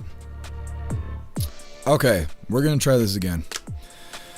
Once again, we're going to learn about the big scary chicken flu, because I don't know if you guys got to see it or not, so we're going to go ahead and play it again. Let's give this another try. Hit that like button and let's get this rolling. My son, he likes to look at the lake in the morning. Chiquita Anderson says her son has been traumatized amid New Jersey's avian flu outbreak. A bird just could not catch flight. He just fell out of the sky and literally fell right there to his death. The number of dead geese and ducks in the lake behind her home in the lakeside at Creekview Community are too many to count, and many have now ventured into the neighborhood. They're just dead on the sidewalk. This photo shows a dead bird upside down on a front porch. Neighbors report this bird is dead at a children's bus stop. Kids have to either stand there, stand at a different corner, or get driven to school just because the geese are everywhere. Between Saturday and Monday, more than 1,100 dead or sick birds were reported statewide to the State Department of Environmental Protection. In Gloucester County, Betty Park and Alcyon Park are closed after large numbers of sick and dying birds were reported near Alcyon Lake in Pittman. They die such a slow, it's traumatizing death. In Hainesport, the township says state agencies will not be assisting with cleanup due to the overwhelming number of reports statewide. Instead, officials shared guidance for safe disposal, including gloves, masks, eye protection, and double bagging. And today, I literally bagged 18 dead geese, and I have probably another 10 or 20 more in my yard to go. Yeah, they're everywhere. People are so alarmed by this. The New Jersey DEP does have a reporting system set up for this. They want to hear from the public when they spot these dead birds. We'll have more on that with this story on our website. But for now, here in this community, the HOA is meeting to see if they can figure out any solutions on their own. We're live here in Hainesport, Burlington County. Leland Pinder for Action News at 10 on PHL 17. Shari. Yeah, quite the experience for those homeowners. Not an everyday situation. Okay, so like I was saying, I guess they ran out of things to talk about, so they brought back the chicken flu. You gotta be real scared of it. That's the whole deal, whole song and dance. And it's more traumatizing than it was before. So it's a chicken flu 2.0. We're gonna get right into this next one. Former South Korean President Yoon sentenced to life in prison. Now, like I said, the reason we're covering this is because when he put South Korea into martial law, we covered that because it was really weird. And we were worried that Biden was going to do some shit like that. And so that's why we covered it. Well, now they're on the other end and he's getting sentenced to life in prison. So we're going to go ahead and cover this. This is a short video. Hit that like button and let's get into this. Being president is not a position for making excuses. Everything is my fault and a result of my incompetence. First of all, I would like to say I am sorry to the South Korean people. I would like to sincerely apologize. Former South Korean President Yoon Suk-yeol was sentenced to life in prison for declaring martial law on December 3, 2024, a move that lasted less than 12 hours before lawmakers overturned it in a unanimous 190-0 vote. Yoon was later impeached and formally removed from office by South Korea's Constitutional Court on April 4, 2025. This week, Judge Ji Gwi-yeon of the Seoul Central District Court found him guilty of leading an insurrection. Prosecutors argued Yoon illegally mobilized military and police forces in an attempt to seize control of the National Assembly, arrest political opponents, and consolidate power. Judge Ji described the action as equivalent to a riot that destabilized the country and undermined democratic norms. This marks Yoon's second conviction tied to the martial law decree. In January, he was sentenced to 5 years in prison on related charges. Prosecutors had sought the death penalty in the latest case, citing the severity of the offense. Yoon denied wrongdoing, saying he had the authority to declare martial law in response to what he described as an imminent political threat. He is expected to appeal the ruling and has 1 week to do so under South Korean law. While the judge said Yoon caused incalculable damage, he stopped short of imposing the death penalty, noting no lethal force was used and that Yoon is 65 years old. Okay, so like I said, really quick video there. Follow up. They're saying that the South Korean president Yoon was impeached, which we covered that, and he's now been sentenced to life in prison because all of that was considered an insurrection. But they expect him to do an appeal. Apparently he has a week to do it because that's how they do things around there. Maybe their court system moves a lot faster than ours. They give us months. Like when President Trump has to deal with court cases and stuff, they give him months to be able to file an appeal. So obviously that's South Korea, so it's a little different. We'll see how that goes. That'll probably be the last follow-up because I know you guys don't give a shit about it. But again, it had to do with martial laws. That's why we covered it originally. We're going to get right into this next one, and then we're going to hop in the chat. DC mayor declares Potomac River the sewage spill an emergency, trying to get some federal funding here.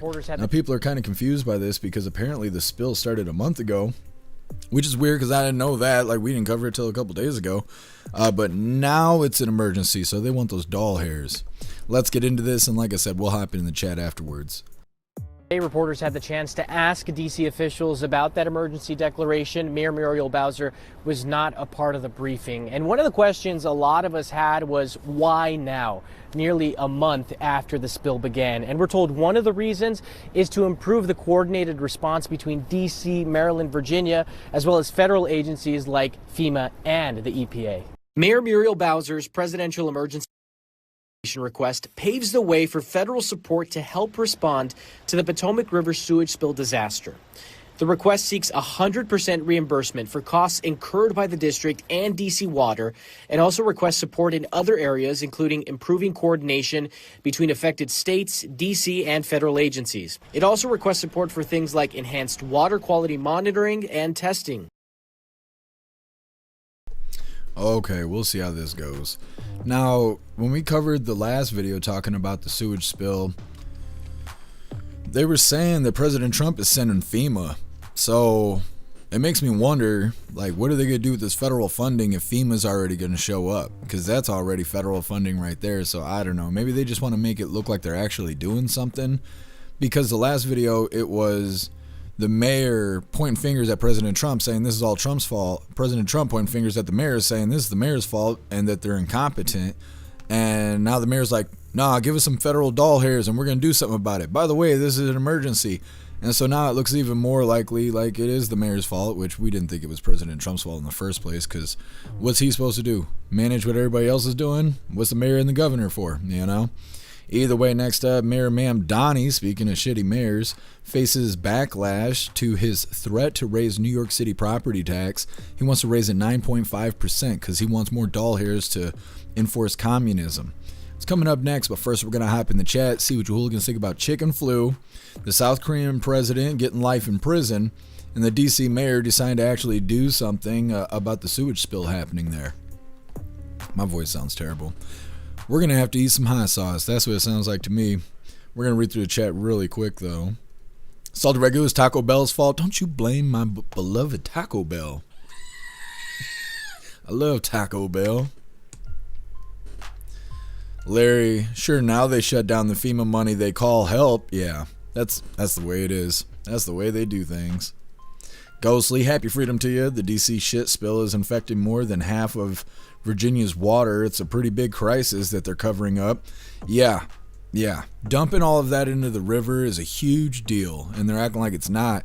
And it reminds me of East Palestine, Ohio, where the train derailment happened and all those toxic chemicals, they set them on fire and their river's all rainbow colored and stuff. They're like, it's fine. The air is fine. Just breathe that in. Your kids are dying. Your cats and dogs are dying. The livestock's dying. That's normal. Just go ahead and enjoy that. Property value's worth garbage. You might as well live in Portland. I don't know. It's not good, but man, they love covering up things that hurt all of us.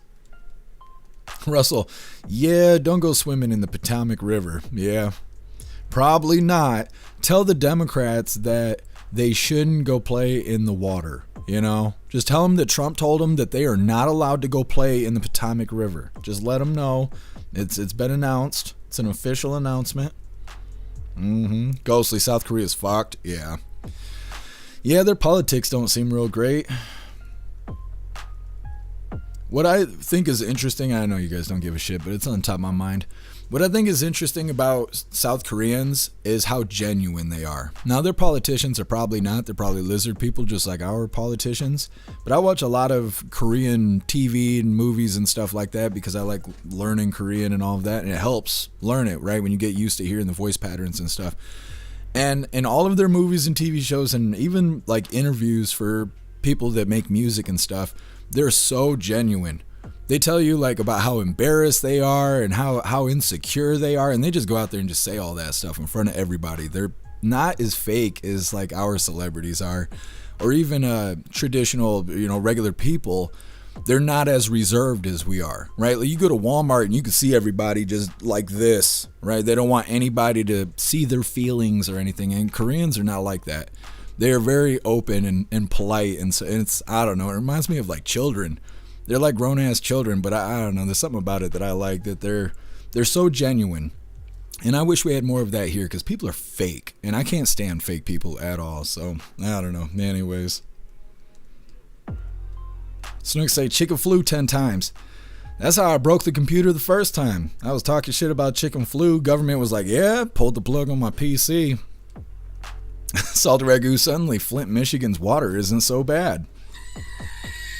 It's only lead, at least it's not shit, you know?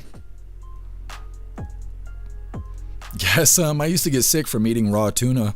I finally stopped dating. Well, damn, guess had a fish allergy, did you? I understand. What's up, Amber May Show? Happy freedom to you. Driving while listening? Well, please drive safe. I appreciate you being with us. What's up, Bones? Happy freedom to you. The birds took a bath in the river. Chicken flu 2.0. That's how it happened. Toilet care, maybe they could add red dye to the Potomac River. Something. What's up, Xterra? Happy freedom to you. Oh, it's Potomac? Thank you for letting me know, Xterra. I was making it sound like a third world country. What's up, Hat the Cat? Happy freedom to you. Toilet care, was it Canadian geese? I mean, I don't know. Do they honk and then say A afterwards? I think it's funny how many people forgot that Gretchen Whitmer wanted to Holocaust the geese. She wanted to kill like 400,000 Canadian geese, and I don't even remember why. They said they were a nuisance or something like that. That was in the news for a whole day. And we covered that stuff, and then out the window it went.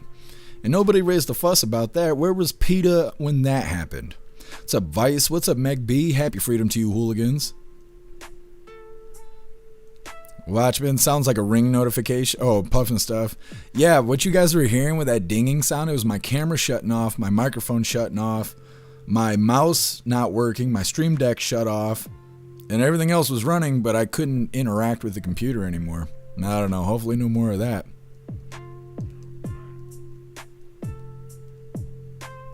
What's up, Just Saying? Happy freedom to you.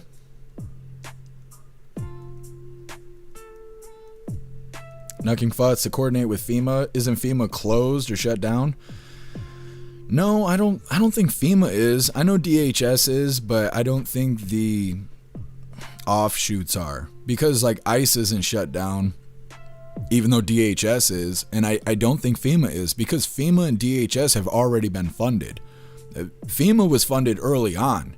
And I want to say that ICE was funded through the Big Beautiful Bill, but apparently DHS was not, because DHS is currently shut down, and that's that partial shutdown they keep talking about, which is the Democrats' fault. I think. I'm not 100%. We're going to have to Google it here in a little bit.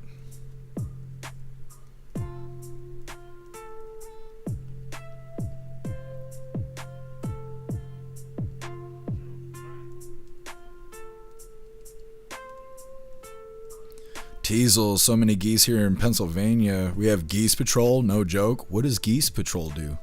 What do they do? What's up, Newman? Happy freedom to you.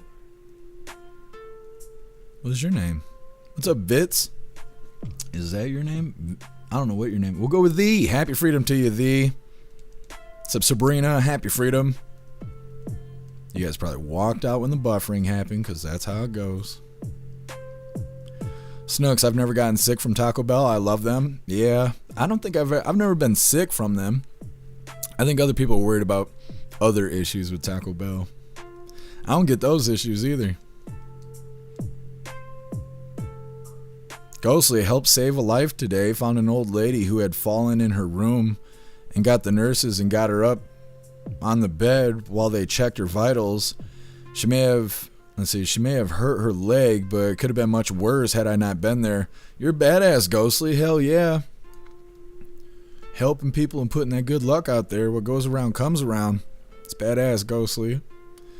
Hair juicer, geese police? What? What do? They get those damn geese. I don't know. I have no idea. The Geese Patrol. What's up, my feed? Happy freedom to you. Totally care. Too much of anything can be a nuisance. There's some funny stuff I want to say, but it's not Saturday. I agree, too old to care. I agree. I'm going to type it in the chat over on the website, though. Anyways, like I said, we're going to get in this next one. Mayor Mamdani faces backlash to his threat to raise New York City property tax. Like I said, New York City is already like the most expensive place to live in the world.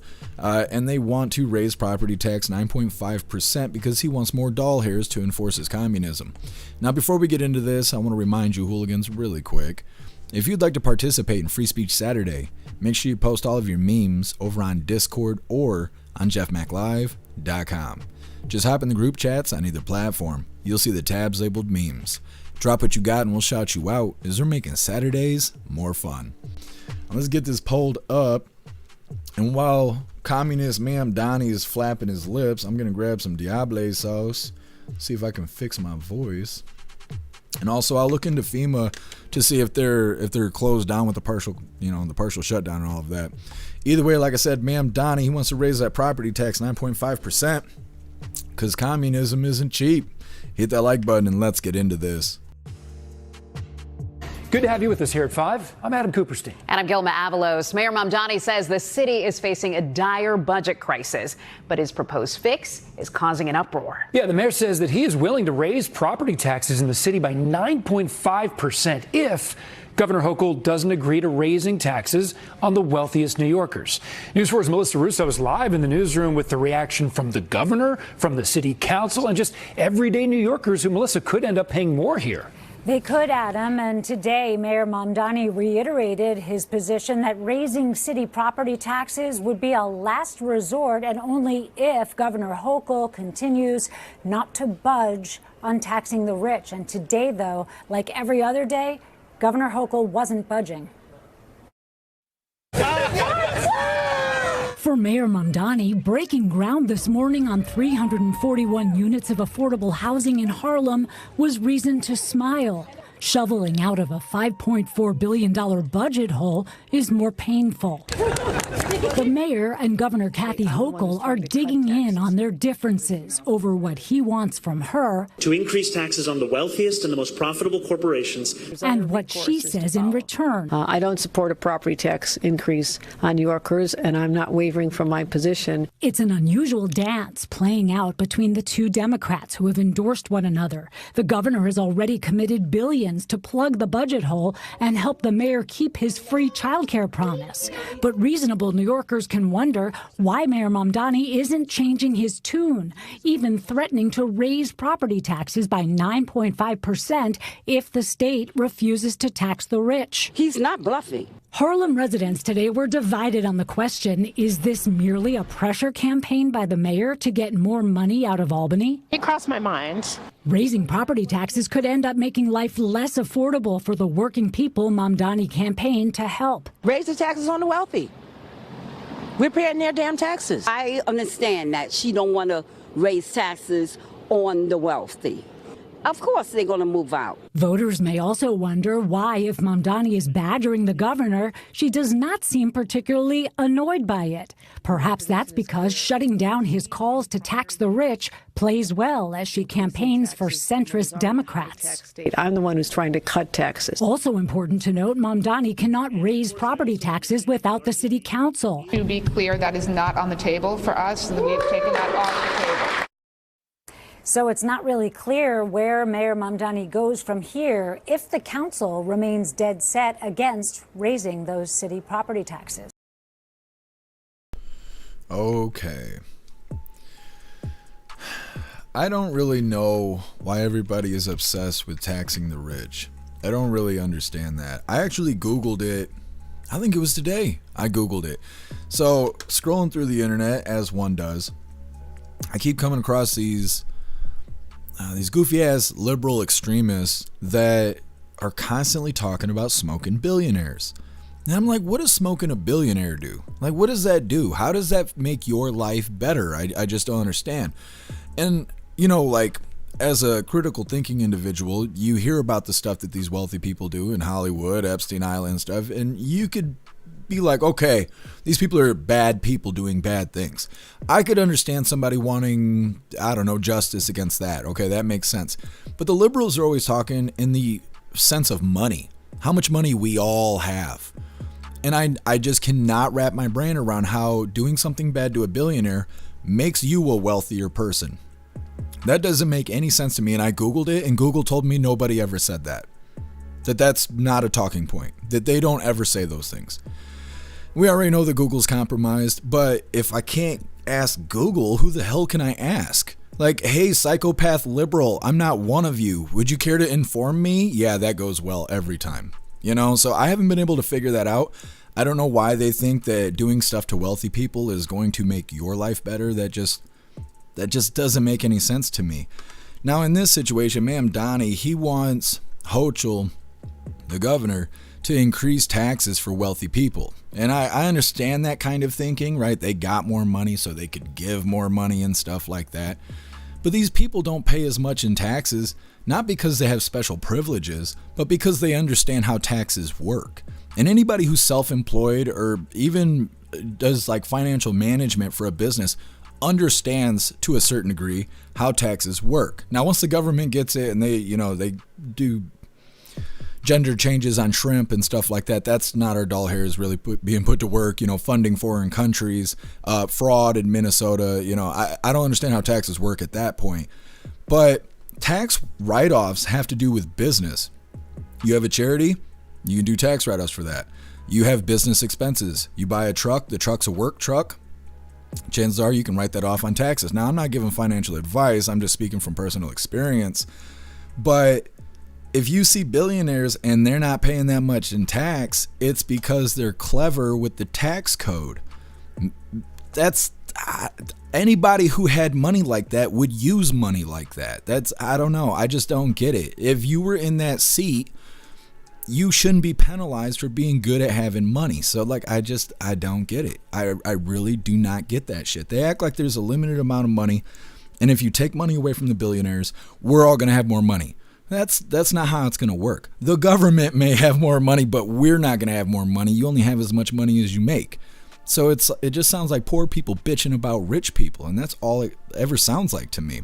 Now, to bring it back to, talking about the story here, Mamdani wants to raise property tax 9.5% as an increase to help with the budget, and he wants to do that if the governor doesn't raise taxes for the wealthy. And again, that brings up that talking point. The liberals think doing stuff to billionaires is somehow going to make your life better. And maybe you guys can link the bridge here, because I can't figure out how those two things correlate. But either way, she said that she's not interested in taxing the wealthy because she wants to lower taxes overall. Okay, I don't really believe her, but okay. And then he doesn't have support from city council, which is something they're saying that he would need if he was going to raise property tax. So here he is talking out of his ass, and he's hurting his constituents, right? He's hurting his appearance to these liberals that voted him in and stuff like that, because they all thought everybody's getting a new house. We're all going to share this one bottle of water, because that's how socialism and communism is. That's how it starts anyways. And so that's what they thought they were signing up for. Now it looks like they're signing up for a 9.5% increase in property tax. And now they're kicking themselves in the ass. Next up, ex-Prince Andrew, that's regular Andrew these days, he has been arrested in the UK. Now, as far as I know, this is the only person outside of Maxwell and Epstein to be arrested because of Epstein stuff. And if he was an American, he wouldn't have been arrested, because we haven't seen anybody else get arrested. So because he's from the UK, they actually incarcerated his ass. Now, I don't necessarily think anything's going to come of it. I think they're going to clear him. They're going to act like he's exonerated, and you're not allowed to talk about it anymore because he'll be cleared in court. That's what I expect to happen. Now, maybe they'll prove me wrong, and he'll actually go to prison. Maybe they'll find something. I don't know. Wouldn't it be amazing if they actually found evidence that incriminated other people, right? They started digging in his business, and they found out, oh, well, here's a picture of Bill Clinton and whoever, bad things going on, or Bill Gates or whatever, leading to convictions here. That would be very interesting. Either way, it's coming up next, but first we're going to hop in the chat, see what you hooligans think about Mamdani. Oh, and I told you guys, I would look up the FEMA thing, and they're saying that FEMA is not fully shut down, but it is facing restrictions due to the partial shutdown of the Department of Homeland Security. Now, it goes on to read a whole bunch of bullshit, and what it seems like is, so it says right here, FEMA maintains that travel related to active disasters has not been canceled. Okay, so emergency kind of stuff, FEMA's going to be able to do the thing. So like we were talking about the Potomac River, having the raw sewage, spilling into it, it seems that FEMA will be able to go help with that. But as far as FEMA doing other things, I guess they're not going to be able to until DHS comes back online, which they're shut down because of the Democrats. Now, before we get any further, we're going to do this Diable sauce because I know you guys are tired of hearing my voice. This one says, sorry, ma'am. Now, I know my camera hates me, but that's okay. Let's go ahead and do this real quick, and then we're going to struggle to read through the chat. Cheers, hooligans. Gone. It's gone. All right, reading through the chat. Oh, it's a little spicy. A little spicy. Larry's facing life. Regular Andrew is? Yeah, I could see that. It seems like that kind of crime. What's up, Wrench? Happy freedom to you. Did you just join us over here? Or have you been here before? Either way, welcome to the family, Wrench. I appreciate you joining us on the website. No, you were with us on Friday. You're still a badass, Wrench. You're a badass, buddy. Russell still getting paid, not affected. Glad to hear it, Russell. You're too important to cut your paycheck, don't you know? Snooks, all the Royals are guilty. I've always heard that.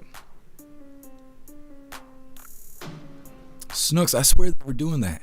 They were doing funny stuff with shrimp. There's all kinds of stuff they were doing. 10 man, stop spending my money on illegals. Yeah, absolutely. Hey, thanks for being with us, guys. Enjoy the rest of your day. Big Bodie. Yes. You good boy. I know. Go lay her down. Ben here. That's right, Wrench. I know. I got a memory like Joe Biden. Magic Moon. Royals came from Germany. That explains a lot.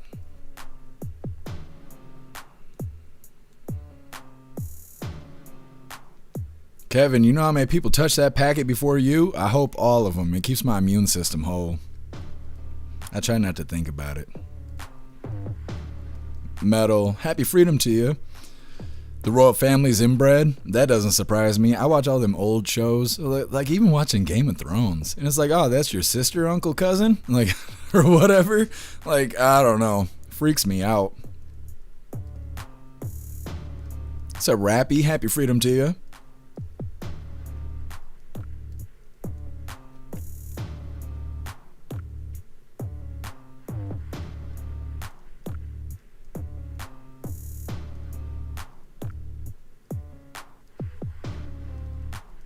Too old to care taxation is theft. Yeah. But as long as they have the power to come shoot me in the face, I'm going to pay those taxes. I don't care. I do not care. I'd rather pay them to stay the hell away from me than to give them a reason to come knock on my door. I don't know. You know, the day they cut taxes, I'll be thankful and happy, right? You guys are going to watch me do a naked backflip. But until then, I'm going to pay those people. Leave me alone. Ramsey, they don't want to do stuff to Oprah. She's super rich. Yeah, nothing will ever happen to Oprah. Not unless we have like a full reform.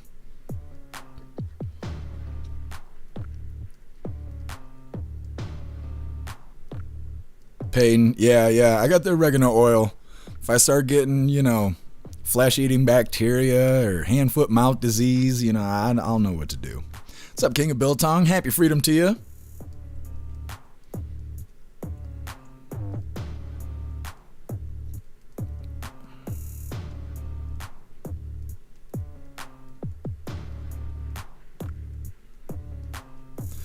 Just saying, you will always have poor and the rich. Jesus himself said that. Yep.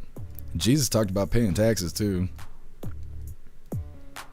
Jesus was also flipping tables, so you know.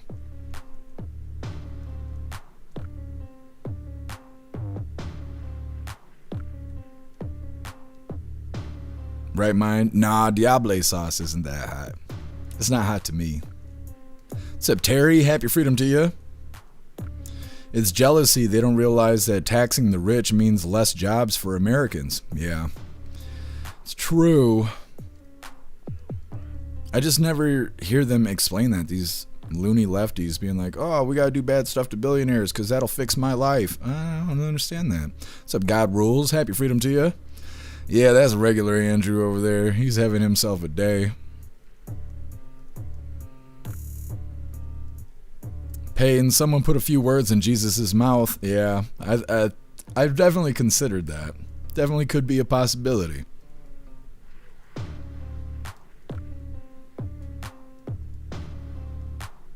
Ten man, I hope they help you out, cause yeah, you've been dealing with it the last couple weeks, last month or so. All right, hooligans, we're gonna move forward here. Like I said, regular Andrew reportedly arrested in the UK.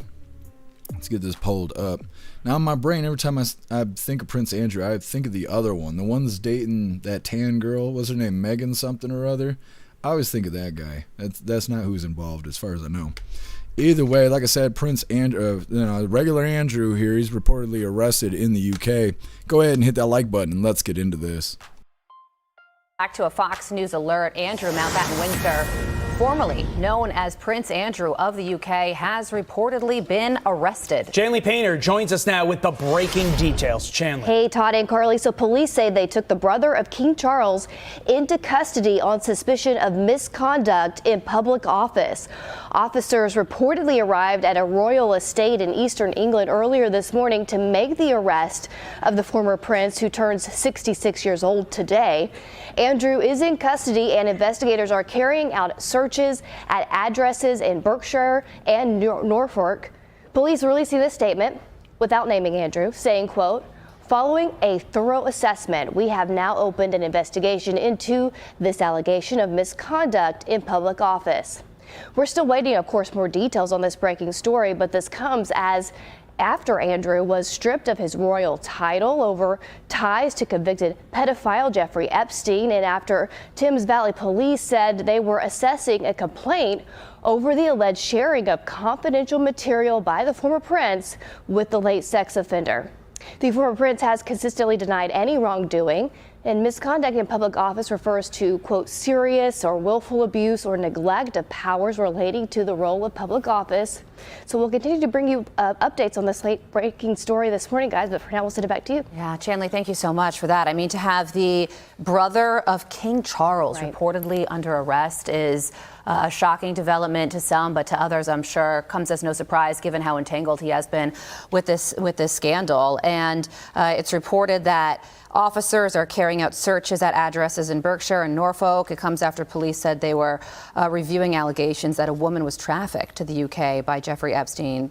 to have a sexual encounter with Mountbatten Windsor. Two things come to mind. First, we're going to learn a lot more in the coming days, weeks, and months about how the criminal process works over there in merry old England. But secondarily, there is the question of, does somebody who once had a royal connection and for whom the alleged actions occurred while he was a member of the royal family have any sort of immunity? That's going to definitely be something that is discussed in this now what will amount to be a case, because he has been arrested, multiple reports on that. So we will see from here. But this is definitely one of the biggest dominoes to fall in the overall Jeffrey Epstein situation that we've seen so far. Absolutely. So we'll certainly be following this one and bring you the latest as we get it. I'm Steve Ducey. I'm Brian. Okay, so regular Andrew there, he's having some problems. He's in some trouble. They're saying that regular Andrew's been arrested. He's accused of suspicion of misconduct while in public office. He's, like I said, he's been the only person to be arrested in relation to the whole Epstein situation since the files have come out. I doubt anything will happen, but it's probably just because I'm desensitized to no accountability happening to anybody who's mega famous or connected to politicians in any kind of way. So maybe there'll be justice. It is the UK. If it was here in America, they'd give him an award, probably an extra $1 million and a brand new mansion. So we'll see how it turns out. Next up, we got our midlife break, our funny video halfway through. Today was provided by Colty and it's titled Minding My Business. It's coming up next, but first we're going to hop in the chat, see what you hooligans think about regular Andrew.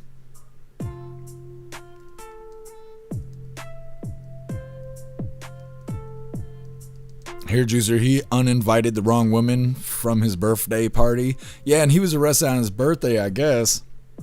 What a crappy thing to happen on a birthday, but he's also involved in some nasty stuff. 10-man Prince William's about to become king. They're working on it now. See, I don't know anything about the royal family. That's interesting. All I know about them is everybody says they're corrupt, and that's why Princess Diana got smoked, and you know, this kind of stuff is floating around, the whole pedo stuff. Snooks, yeah, I figured he would get out. I figured he wouldn't be staying in jail while they wait for trial and all of that, or whatever they're gonna make him do.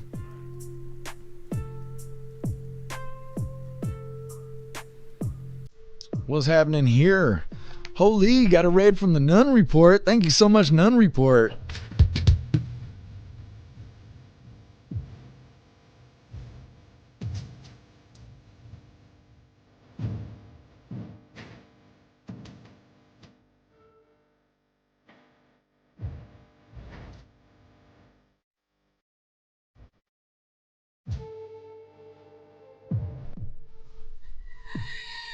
Thank you so much for the raid, Nun Report. You're a badass. Thank you so much. Let me grab your link really quick. We're going to drop it in the chat. You guys go follow Nun Report. Come on, Rumble. Cooperate with me.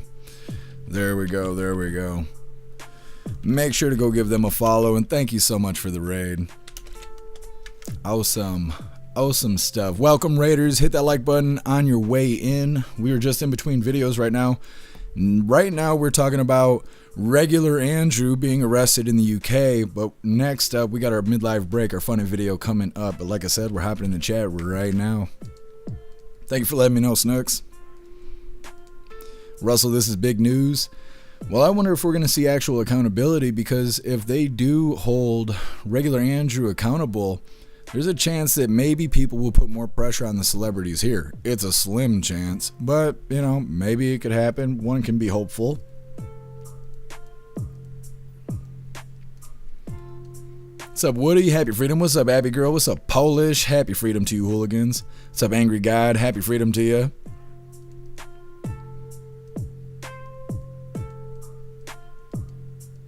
My feed, he turned 66 just now, missing an extra 6. Yep, arrested on his birthday. What's up, TV Green? Happy freedom to you. What's up, Wombat? Happy freedom to you. What's up, Bob the Comedian? Happy freedom. What's up, Darkhorn? Happy freedom to you. What's up, Rex? Happy freedom to you. Appreciate all of you guys sliding through. And let me see, because I think Bill Tong asked me a question here. Colty, the arrest doesn't even have anything to do with the trafficking. That clip is misleading. It has to do with information that he could have released. Interesting. I'll have to look into it a little bit more, Colty. Thank you for letting me know. I'm pretty sure. What's up, JF? Happy freedom to you. Biltong. Did you try the biltong? We have Ghost and Reaper sending you some of that next. That sounds fantastic. I've already eaten half of it. King of Biltong. I'm trying to slow down. I made a video cutting up some of that slab there. Let me see if I got it, because we could play it again. It's a short video. But I made a display for everybody. Oh, I forgot. I also made a roast yesterday. I'll show you guys that too. We're going to play this again real quick. This is me showing you guys how to use the biltong slicer. So we're going to play it real quick. It's not very long. Okay. Now let me show you how this works real quick here. I'm trying to do this one hand without cutting any fingers off.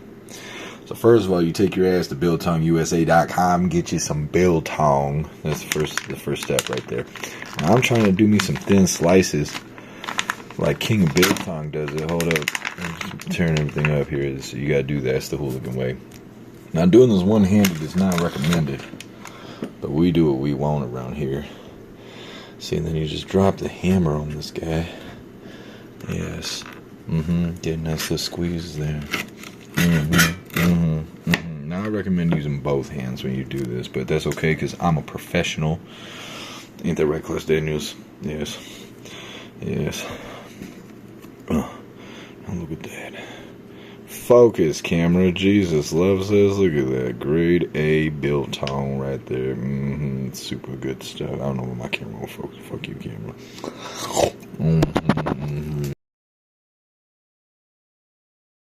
Okay, that's how it's done. That's how it's done. So you guys need to go get yourself some biltong. Do the thing. How do I get this off my screen? It's just here forever. Okay, hold on. Let me force this to close. Stupid Windows programs and e-ways. That's the deal. King Biltong, I'm excited for the spicy stuff. I gotta pace myself with that biltong, otherwise I'll eat it all in one day. Russell, that makes my K-bar obsolete. It's a nice slicer. It is.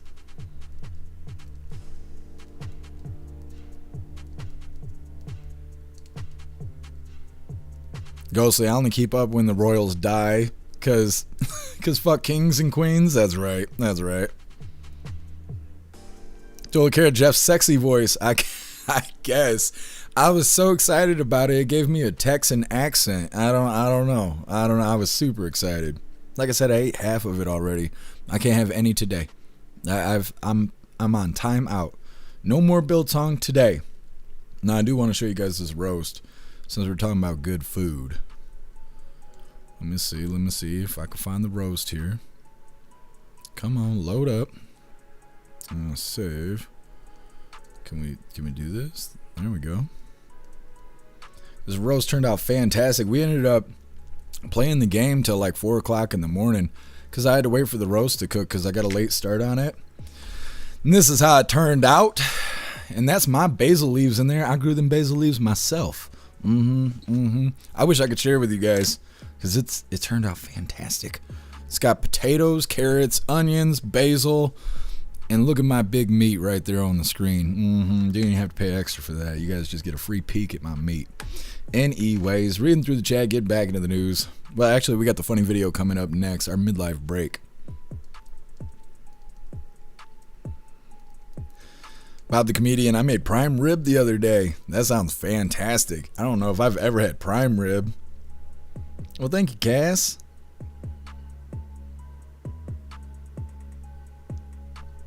Kaz, yeah, I've been trying to get into cooking. I gotta have willpower to cook though. Makes it hard on rough days. Polish paper cutters are great from slicing biltong. That's what it looks like, but it's the official biltong slicer. It's official. You can get it from biltongusa.com. Kevin, why does it sound so sexual? I don't know, buddy. I don't know. Kaz, you're a pro. I try.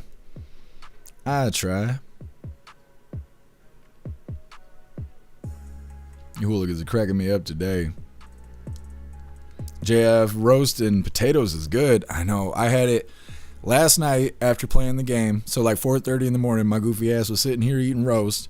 I slept for a few hours. I woke up, warmed it back up. I didn't even take it out of the pot because it was so hot. I just left it there. And when I woke up, it was still hot, even though I had cut off the crock pot. So then I had some for lunch before we started this live, before President Trump came out on stage. And when we wrap this up, I'm going to eat the rest of that roast. It was like $35 to make it though. So, you know, I'm getting my money's worth out of it. I might drink the sauce it's in, you know. I want every doll hair's worth. Russell looks good. It is. I wish I could share with you guys. Since you love basil, I love basil too. I felt so proud of myself throwing my own little basil leaves in there. Gordon Ramsay would be proud. What's up, Neurodivergent? Happy freedom to you. Jagula, yeah, happy freedom to you.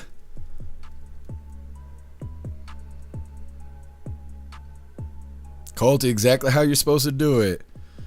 Why dirty another dish and put it away and say let it get cold, leave it in the crock pot, keep that shit warm. I've done that 3 days with chili. Yeah, I was doing that with chili the other day too. That's right, because I hate washing dishes. Kevin, I've won awards for landscaping. I believe you. I totally believe you. Bill Clay, you can send that pic to Gordon Ramsay and see what he says. Are you trolling me? I'd love for Gordon Ramsay to tell me that looks like shit. I would be honored. I'd be honored. We'd embed that on the website. I want Gordon Ramsay to call me an idiot sandwich today, you know? We got a video from Chris Hansen talking shit to me about eating Diablo sauce. I'm trying to think. Edward's the one that sent it to me. Oh my goodness, double raid. Thank you so much, Robert, for the raid. Holy.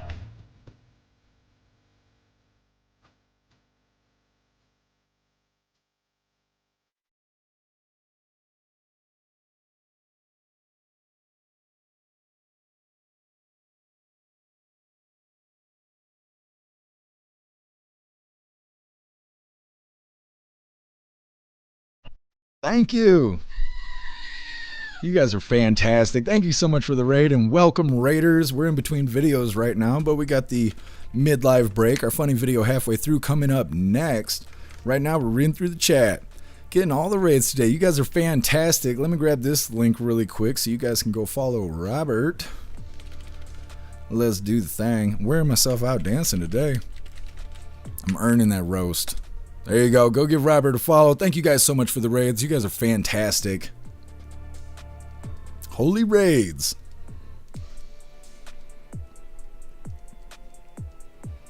Meta, look tasty. Yeah, that roast is fantastic. Meta serves regular Andrew right to be arrested on his birthday. Yeah, if he's out there doing dirty stuff and hurting kids, absolutely. Canuck, oh my god, phone sex voice 100%. I mean, I'm trying.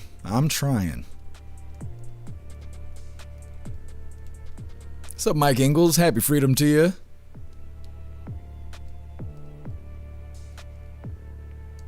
What's up, Kelly K? Happy freedom to you.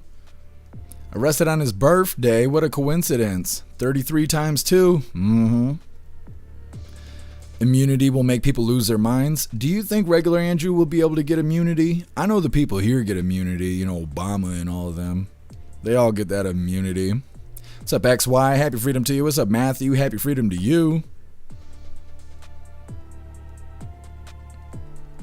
Hit that like button. You guys' way in. Go ahead and give us a follow. We're live every day except for Sunday because we got to have a day to recharge those batteries.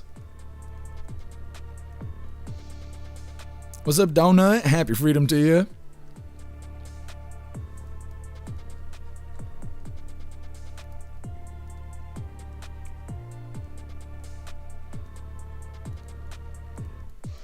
Biltong, you been hopping around, have you? Gotta let people know. Go get the Biltong. What's up, Thor Mac? Happy freedom to you. Alright, hooligans, let's get into this mid-live break. It's our funny video halfway through. We got some more news coming up. All right, like I said, this one was provided by Colty and it's titled Minding My Business.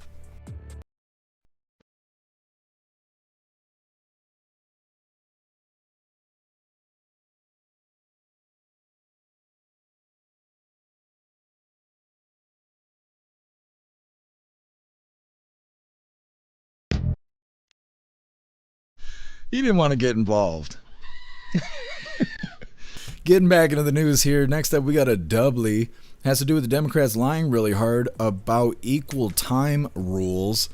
Now, Stephen Colbert, I think it was yesterday, or at least yesterday, we covered the video where he was crying on TV, telling people that he had a guest that he was going to interview who happens to be a candidate that's running for something or other, and that the network he's on suggested that it could end up being a violation to this equal time rule. So he threw a big hissy fit about it, canceled the interview, or maybe they posted on social media. I'm not exactly clear on that. But either way, he threw a big fit about it.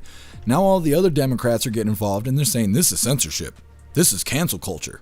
And all this other nonsense, which is insane, coming from the Democrats, right? That's totally insane. These people are hypocrites, but good nos. You know, like, this is the worst of the worst.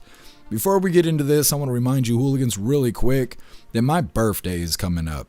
So if you'd like to send me something for my birthday, you are welcome to use the wish list, or you could send something to the P.O. box. We're going to be doing my birthday unboxing on my birthday, March 11th.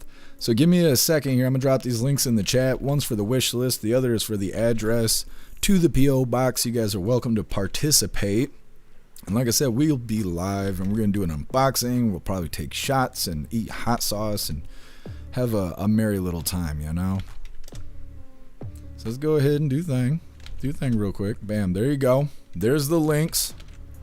Moving forward here, like I said, we got a doubly. The Democrats crying harder than usual, claiming censorship, claiming that this is cancel culture.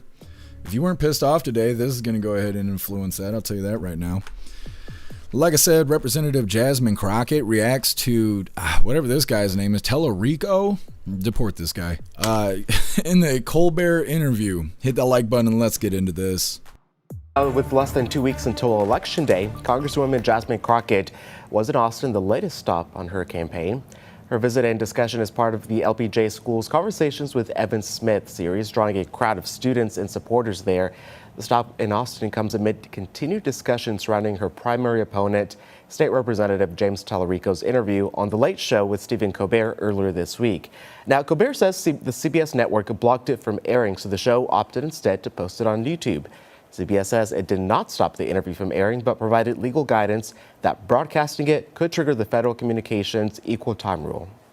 You know, for those that are on the other side of the aisle and they're okay with putting certain voices on mute, I want them to think about if the tables were turned and whether or not they would be okay with it. And if you're not okay with it happening to you, then you shouldn't be okay with it happening to anyone else. Meanwhile, FCC Chairman Brandon Carr fired back against the claims made by Colbert, calling it a hoax.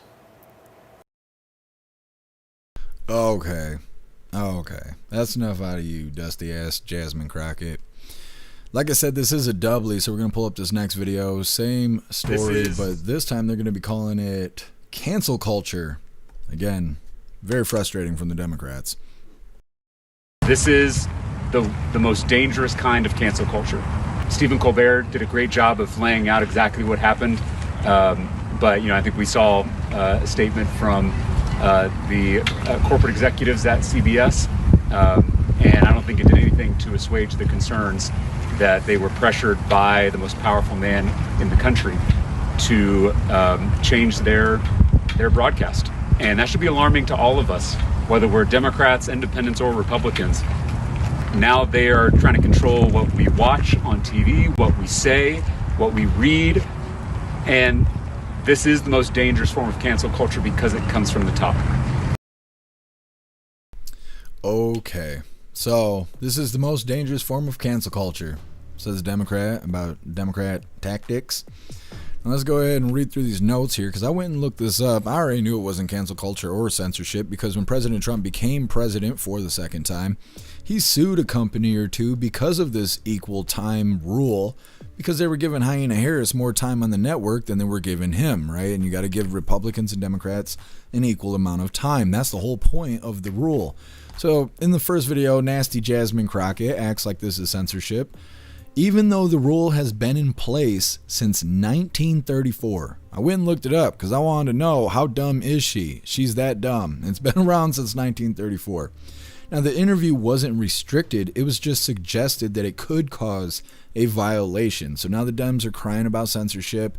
And it's crazy and it's frustrating because every single day, regular conservatives, not even famous people, but conservatives across the board are censored on a daily basis.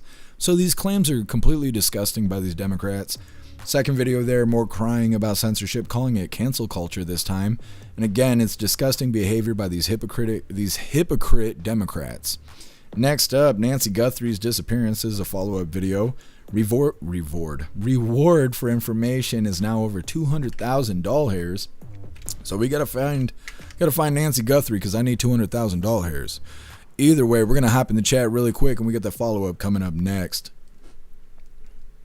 10 man, F you straight up. That's right. Like I said, it's frustrating to hear them talking like that. And what makes it worse is that, like, I've been doing this so long that I try to step back and see the whole picture. It's not them going on TV and just flat out lying. They do that every single day. What makes me mad is like walking through Walmart and hearing people in the aisle over talk about, can you believe those damn Democrats or the Republicans are censoring Democrats? What a bunch of tyrannical assholes. What a bunch of Marxists. What a bunch of fascists. What a bunch of Nazis. And they believe it. They believe this stupid shit as if they don't got Google in their pocket. They could look it up, but they're not going to. They're going to believe those blue team liars because the blue team voters enjoy being tricked, and it's frustrating to deal with. Russell, my house was 11 years old when that law was passed. Yeah, it's been around for a long time, but Jasmine Crockett, she can't read, so it is what it is.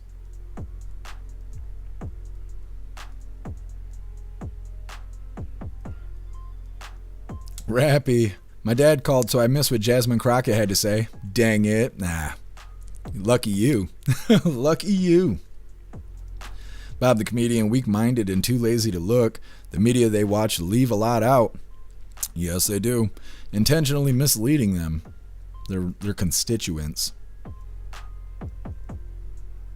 Abby, is it Munich? AOC beat out the Crockett for dumbest bitch in DC. Yeah, they're constantly in competition. Bill Tong agreed they swallow the propaganda wholesale. They do. And somebody brought it to my attention, and I've never let it go. It is much easier to trick people than it is to inform them that they have been tricked. And so for the longest time, I've been trying to tell people, one way or another, but all it does is make people mad at me. So instead, we just highlight the idiots. That's why we play propaganda and stuff. It's not to influence people to actually believe this shit. It's more like, can you believe that they're telling people this? Because we cover media from all angles, whether it's conservative, liberal, or people on the ground, independent journalists or whatever it may be. We cover all of it to try and get a well-rounded idea of what's happening. And then when you bring idiots like AOC or Jasmine Crockett or Hyena Harris or any of these people, it's so obvious the nonsense that they're spewing. And like I said, afterwards, you go out into the world and you listen to people repeat this stuff, and it's unbelievable. It's unbelievable that they live their life just assuming that they're not being lied to. What a bunch of idiots. What's up, Donnie? Happy freedom to you. Bob the comedian, people don't want to believe that they've been wrong. Yeah, and that reinforces the propaganda because nobody wants to be wrong. Nobody wants to be corrected. And so now they're defending that propaganda that they've learned, reinforcing it and making it more permanent in their mind. It's quite the system they got there. God sign. They're racing to the bottom of the brain cell dump at light speed. Yeah, they are. You are not wrong. What's up, Galaxy? Happy freedom to you. I appreciate all of you guys sliding through. Tony Rez, spend too much time at the grocery store. That's the only reason I leave the house. Klaus ain't going without that fancy feast. He just isn't, I can go to the grocery store just down the street, but they ain't got the fancy feast, and they don't have the temptation treats either. So then I end up having to go to Dollar General, or I got to go to Walmart, and man, the conversations I hear. What's up, T1? Happy freedom to you.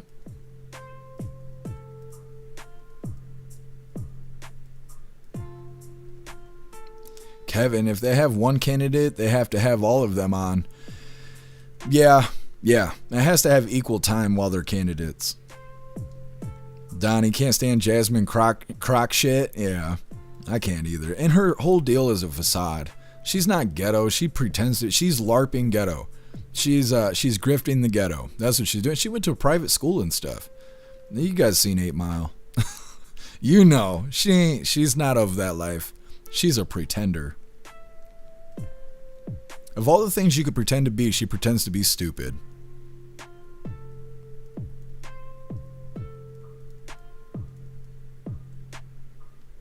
What's up, Lisa? Happy freedom to you.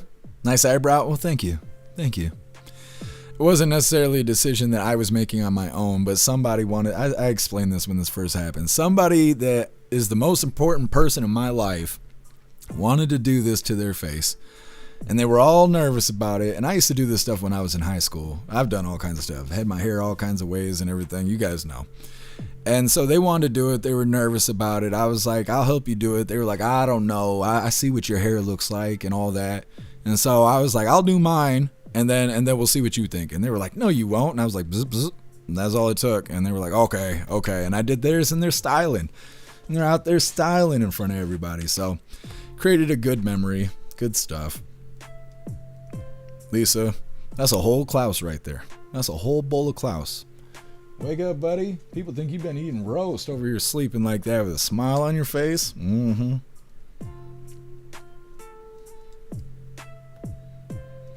Jay Blazer, Crockhead's a decent actress. I'll give her credit for that. Yeah, she's really influencing people who believe in that kind of mentality. They're like, oh, she's one of us. Like the kind of people that listen to Cardi B and stuff. It's not good. Salty Alien, zero intellectual honesty. You are right. What's up, Time Traveler? Happy freedom to you. Just need to stir the pot. That's all you gotta do. Some people smoke it, but you know. Alright, hooligans, moving forward here. Like I said, we got to follow up on Nancy Guthrie's disappearance. This one is saying reward for information is now over 200,000 doll hairs. And I've been kind of thinking, what if they kidnapped her, knowing that the reward money would get sky high? It's at $250,000 almost. And then they're going to be like, oh, look, guys, we found her. She was actually at her cousin's house hanging out in the basement with all of her meds, and she's A-okay. Give us that $250,000 doll hairs. What if this was all strategy? I'm just wondering. Either way, hit that like button and let's get into this. The other thing that we have been watching for the better part of 2 weeks, now going into almost 3 weeks, is the Nancy Guthrie disappearance. All of it happening in Tucson, Arizona. And that's where we find Oliviana Calmes this afternoon. Good afternoon to you. Bring us up to date. Jen, good afternoon. Yeah, the reward is now over $200,000 for information that leads to finding Nancy Guthrie, to finding this suspects, but investigators haven't found a DNA match in the national FBI database. So now the question is, what kind of advanced technology and testing can we use to actually find this suspect? Investigators had been working with DNA from the scene and from a glove that we know was found just a couple miles away from Nancy Guthrie's home, but they found no matches in the FBI's CODIS system, which compares a smaller number of DNA markers to more than 19 million known offender profiles. We talked to the CEO of a private lab that helped identify suspects in the Idaho student murders and other high-profile cases. He tells us their genetic genealogy technology can analyze more DNA markers to build a profile of the suspect. The kind of testing that we do at Othram looks at the entire DNA. There's probably at least 500,000 markers that we're looking at instead of 20 markers. And we can learn a lot of things. Of course, one thing we can do is search for distant relatives and use forensic genetic genealogy to figure out who someone is or who their nearest living relative is. But there's a lot of other things we can learn. He says that process can work within days if they find a match. Meanwhile, investigators are still searching for this person, which on this video we've seen so many times. On Nancy Guthrie's doorbell camera appears to be a man wearing a ski mask and gloves, who police say is about 5'9" or 10 with an average build. And they're also trying to find that suspect by figuring out where he bought that backpack and gun holster as well. And as we've been following, we've seen different news outlets receive ransom messages. TMZ saying that they got another one yesterday, similar to others, asking for a large amount of cryptocurrency. Again, we don't know if these are incredibly legitimate or connected to the crime officially, but I do know that over 400 people are still on the ground here working to search for Nancy Guthrie and the suspect or suspects. Back to you. Yeah, we know it's a massive effort at this time. Oliviana, thank you so very much. TMZ, one of our broadcast partners, had talked about it, and it was interesting. They say that they will reveal when they are sent a ransom note from the people who identify themselves as a kidnapper or kidnappers. They will not reveal anymore when they get a ransom note from someone who says they know who those people are. It's interesting to see, and I don't know if we'll ever find out if police have asked them to do that, if that's an internal decision, but certainly all eyes and 1,400 or 400 members of law enforcement are kind of on this case. Everyone with different theories, all of the people, I think, wondering how could this 84-year-old be literally taken from her home in the middle of the night and no one knows where she is. Okay. Little update there. Now, the last video we covered was talking about how they had found the glove, or maybe it was both gloves, I don't know. They found a glove and it had DNA in it. They didn't say what kind. And they were testing it against the database. Now, apparently nothing came back, which points even more towards the potential of it being illegal, which is a lot of people are suggesting that very much could be the case. But either way, they're going to try more advanced testing now, which I don't know exactly what that means. I know they explained it, but I've never heard of that. So we'll see. They're going to use their new tech. There's probably going to be AI involved. They'll see if Joe Biden will sniff somebody. He can sniff it out. But either way, that reward money is now $200,000. And that's a pretty good chunk of change. So we'll see if she shows up or maybe not. I don't know. A lot of people are expecting the worst because it's been so long and she has meds that she needs and all that kind of stuff. It's kind of here or there. The weirdest thing about it is how much it's sticking in the news. Every single day, this is in the news, whether they got updates or not. People pay millions of dollars for this level of publicity, and I understand this is a bad thing. But kids go missing every day. Kids get kidnapped every day. You know, men and women get kidnapped and go missing every day. Nobody says anything about that, but because these people are famous, it's all over the news no matter what.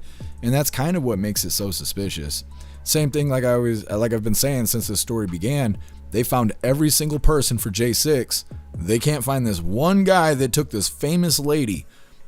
Make that make sense. You know, that doesn't register to me. Either way, next up, judge declares mistrial for 9 people arrested in connection with the July ambush of Texas ICE facility. Now, like I mentioned earlier, this is the situation where Antifa showed up. They were shooting fireworks at the ICE facility, drawing out the agents, and I believe they started shooting at the agents when they came outside the building. They had a scuff, right? Some stuff happened and whatnot. Now, all of a sudden, there's a mistrial. It's coming up next, but first, we're going to hop in the chat, see what your hooligans think about this update with Nancy Guthrie's kidnapping situation. Russell, I'm gonna kidnap myself for $200,000. Yeah, I'd go sit in a basement for 3 weeks. I mean, that's no big deal, you know. Look, I found me. I need the reward money and I need it now. Here, Jesus, why is this broad so damn important? Nobody lifted a finger when my friend's dad went missing. 3 months later, oh yeah, we found him frozen to the ground behind the truck stop. No suspects. You're welcome. Yeah, exactly, Here, Juicer.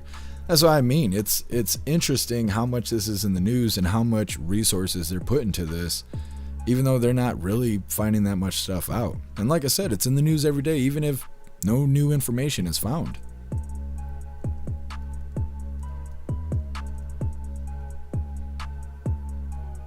Snooks, you want to fly the plane? You got to resist the urge to fly a plane. I don't know. I don't like being in planes either.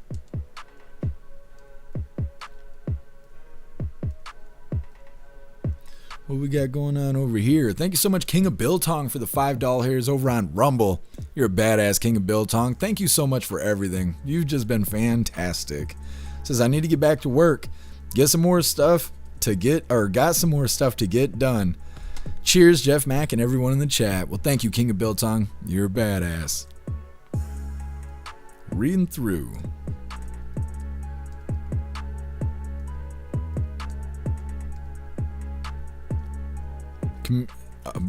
Bob the comedian, kitty licking in the background. Yeah, it's a little bit explicit of a show here. Meow meow. They watching you. You seem real concerned. You're looking a little shabby. I think you need another bath. What's on top of your head? What you been doing? Hold on, let me fix this. The dirty hooligan cat right here. You gonna say hello? Locked and loaded. Full Klaus Daniels right here. Yes. You're a good boy. Well, let him know how you feel.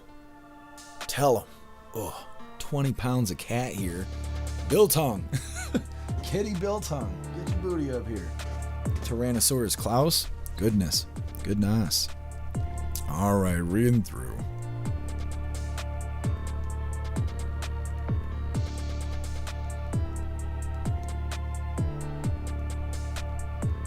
By the comedian, I love cats, I miss mine. Left her behind when I moved to Florida. She was an indoor-outdoor cat and she would have been bait. Yeah. When I moved here, I had a giant cat. It wasn't as big as Klaus Daniels. Klaus Daniels wasn't born yet. But I had a big cat and I couldn't take him with me because he was an indoor-outdoor cat and he used the bathroom outdoors. I don't live in town, but I live near a busy road. There's a highway out front. He would absolutely get smoked. So I couldn't take him with me. And now he's gone.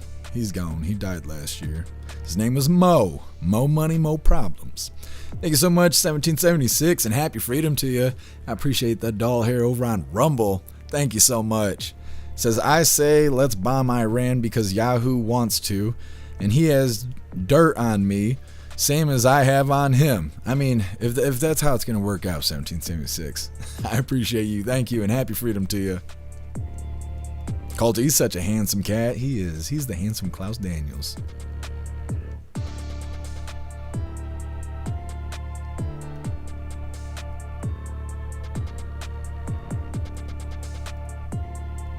Rappy, I was about to say the same thing. What? More money, more problems?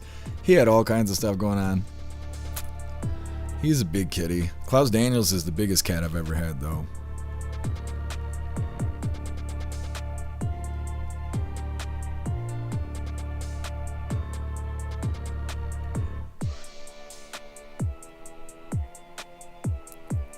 What, Lisa? I've never heard that before. When I was a young kid, my grandma used to roll balls of raw pork sausage the size of tennis balls and then eat them. I never saw her get sick, but she did get tapeworms. I don't know about that. That's rough. That is rough stuff.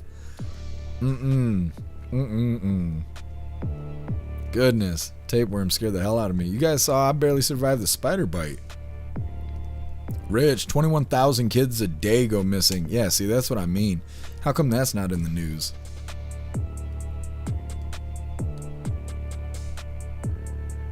Rich, next year my birthday will be on Mother's Day. What a time to celebrate.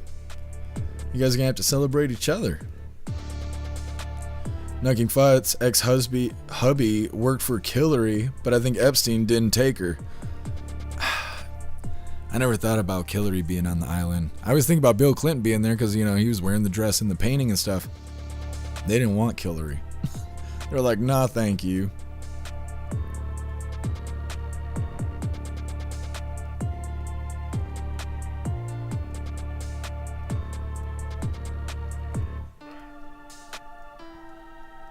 Mike Ingalls thought old lady easy target. Could be. Home invasion went wrong. She probably buried in the desert. Yeah, a lot of people are saying that they don't think Nancy Guthrie is alive. And like I've been saying since the beginning, If you've seen the first 48, chances are she's not alive. She's no longer with us. Colty, I don't want to scare all of y'all, but most of us have parasites in the U.S. already. They're being intentionally put in our foods, and doctors are intentionally not treating it. Yeah, I've tried de-pest stuff. I don't remember what it's called. You know, it's like tablets you take or whatever, and it's supposed to get rid of parasites. A lot of people say it's a gimmick and that it doesn't work. I've tried it. I never pooped worms or anything like that. That's supposed to be one of the symptoms. So I just assume I'm fantastic. I don't have parasites. They can't survive in my body. That's what I tell myself so I can sleep at night. Either way, moving forward here, like I said, Antifa ambushed an ICE facility, and now all of a sudden their case is a mistrial. It's coming up next, but really quick, I want to remind you, hooligans, that our friend Larry could really use your help. Larry's been in and out of the hospital quite a bit lately. He is in need of a kidney transplant, and we put together a page for him over on the website. It's got his story, his details, and links. He also created a GoFundMe. If there's any way you can help our friend Larry, please go check out his page over on the website. I can't get the thought of eating raw pork out of my head. That's just frightening. Either way, getting into this, let's get this pulled up. Now, this is kind of a short video. I assume we're going to get more details because it's not all over yet, but it is kind of ridiculous what happened. Once again, judge declares mistrial for 9 people arrested in connection with July's ambush of the Texas ICE facility. Hit that like button and let's get into this. Declared a mistrial in the Antifa case over last summer's attack on the ICE facility in Alvarado. One of the defense attorneys showed up to court wearing a T-shirt with images of protesters on it beneath a blazer. The judge says while it's not clear whether the move was calculated, he has no other choice but to restart the process. The case involved an incident that happened last 4th of July. Prosecutors say the suspects shot fireworks at the facility to draw officers out and then attack them. An Alvarado police officer was shot in the neck. He survived. There are 9 defendants, and the charges range from attempted murder of a federal officer to conspiracy and weapons charges. Jury selection will start again with a new jury pool on Monday. Like I said, very quick video there. But they told us enough. Now they are going to try and get things restarted, which is good. They're not just throwing the case out, but still, it's very weird sounding. It's just automatic mistrial. There was another situation that we had covered too. A couple years ago, there was a group of Antifa, I want to say it was in Georgia. It was somewhere on the East Coast. They were building something called Cop City. And it was supposed to be a training facility for officers to, you know, be able to practice and train without putting anybody in danger and without causing suspicion. Well, Antifa showed up there, and I can't remember what they were called, like something forest group or some shit like that. I don't know, but they were acting like assholes. They were burning stuff down. They were fighting with the officers, and there was even a situation where the officers were trying to remove these Antifa members who were camping on the site, and one of the people came out of a tent and opened fire on the state police. And I think they hit one of the state officers, but they blew that guy away. It was like 6 cops opened fire on him, blew him away.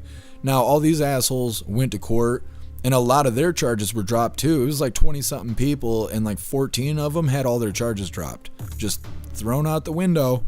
But I don't know. If anything, that really shows that they're probably a part of the system, right? It's probably CIA or Fed boys or their assets of some sort, because there's no reason why their charges should be dropped. They're on camera doing domestic terrorism. And just like in this situation, right, they ambushed a federal ICE facility. Mistrial? How did that happen? You know, so I don't know. It all sounds fishy to me. I'll check his Snooks. Thank you for letting me know. Next up, we got the last little bit of the news before we get into the fun stuff.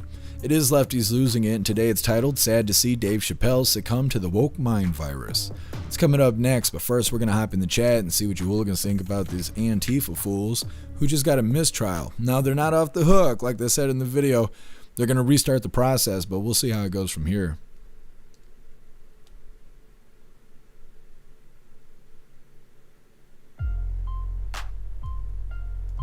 Russell, I have 2 reminders for you from last voice chat. I guess I forgot to remind you, but I've been thinking about it all week. So tomorrow When we're doing the voice chat, I will have all the reminders wrote down. Hair Juicer, won't this set precedent for defense attorneys? Don't worry, my dude, we'll get this asshole jury tossed. How I made a t-shirt. Yeah.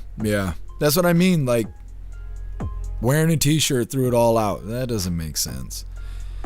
This stuff's goofy. It's real goofy and suspicious.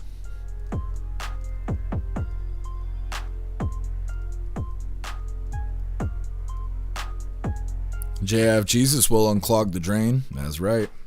Nothing gets past God. Tony Rez, if you've never named a tapeworm, have you really lived? I guess not. I'm not trying to live if that's the case. I don't want those problems. I just don't. Abby Girl, the attorney, should be locked up. He knew that this would happen. Well, it shouldn't be a strategy. It shouldn't even matter. They should have just had the guy thrown out. Maybe held in contempt or something like that.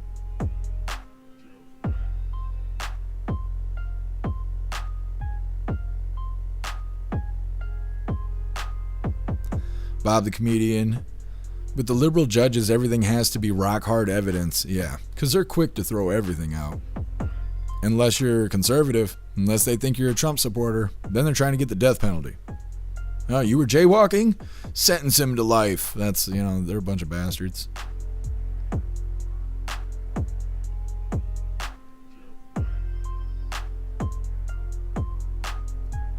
Cass, you got the heebie-jeebies? It'll be alright. Little parasite, keep you warm at night, you'd be okay. 1776, I voted for 3 things: mass deportations, deep state arrests, and no more foreign wars.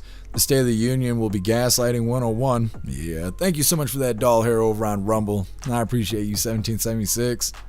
Cass, arrest those mofos. I wonder if they're still in jail or if they bonded out. They probably have bonded out, but it's kind of hard to say when they're facing all those charges.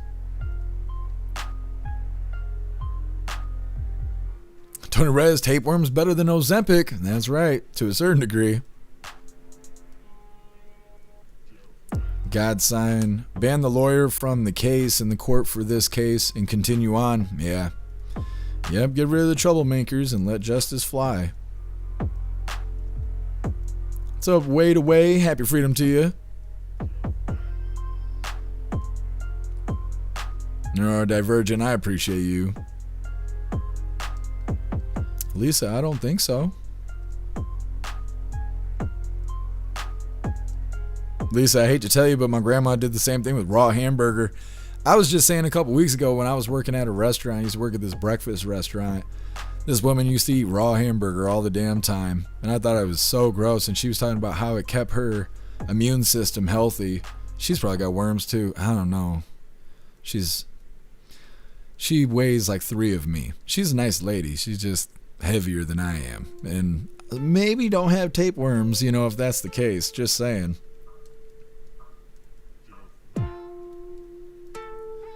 Rich, all the people arrested in Minneapolis for protesting, all let out of jail with no fines. Yeah. They do that over on the left coast too. When we cover Portland or Washington State and they'd be protesting and getting arrested, a lot of times they didn't even go to a cop car. They would the cops would write their name down and then cut them loose. All right, next time you throw a bottle full of piss, make sure you do it this way next time. It's ridiculous. Teasel, 2-tier. It is. It shouldn't be that way, but it is. It's because there really isn't any justice. There's just money. Court is about money. It's not about justice. I mean, look what happened in Daniel Penny, right? Daniel Penny was sitting on the subway, and Robert Neely was all whacked out on K2 synthetic shit. He walked on the train, said he was going to do bad stuff to people. He ain't scared to go to jail. He ain't scared to die. He was throwing trash in people's faces and stuff. Daniel Petty put him in a headlock. Drug addict, he accidentally died, right? But no, they were calling him a racist. They were saying that he intentionally murdered that guy and he wants to kill black people. And it's like bullshit, straight bullshit. And he was facing big time. Like he was going to do big time in prison over trying to save the day, And he was innocent in the end. He got off the hook, as it should be. But, man, you shouldn't have to go through that, And it's kind of like that funny video we played. The girl was lifting too much weight and she fell. And the guy was like, well, I'm not getting involved. That kind of bullshit's why. It's because of that right there. Like, you get involved. You try to do the right thing, and next thing you know, you're getting jammed up, and life shouldn't be that damn hard. Life's hard enough, They do all this funny stuff to make life harder. Either way, let's get in the last little bit of the news here. Like I said, it is lefties losing it. What color do you think Rita is wearing today?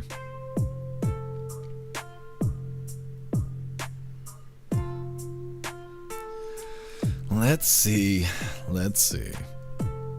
Russell, the chicks love my worm. Yes, Russell. We know.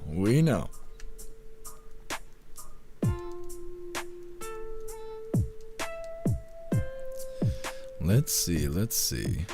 T1, that's why people don't want help anymore. You're right. You're absolutely right. Cass saying red. Magic Moon saying pink. Bob the Comedian, guilt by association. It's the Dem way. You're right. Watchman saying green.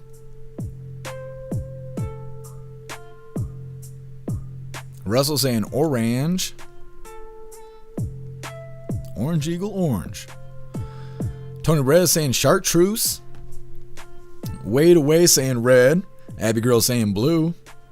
Colty saying red. Too Old to Care saying purple. What color is purple? Fuchsia and purple? Ah, I see what you did there. Major saying black and white. Cass, I always stay with red. One time I'll be right. You could be. Rita's worn red before. Today could be your day. God Sign saying mauve. Green Eyes saying purple. Wrench saying pink. Sergeant No, happy freedom to you, saying red. What's up, Air? Happy freedom to you. Meta saying blue. Lisa saying turquoise. Canuck, Grandma Panty Beige. That's very specific. What's up, Jim? Happy freedom to you. Rich is saying orange. Mike Ingle saying yellow. Agent O saying red. Right Mind saying green. Meta, you taking double turns here? Is this what I'm saying? Look, you can't do that. You cheating. I don't even think of you guys doing that. Teasel saying copper. Snook saying naked. She naked over there.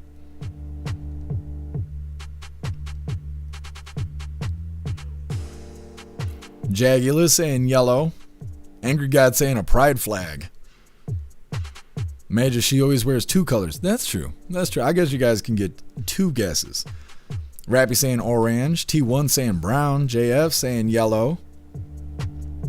Make sure everybody gets their bets placed. Sandra's Library, happy freedom to you. Sandra saying yellow.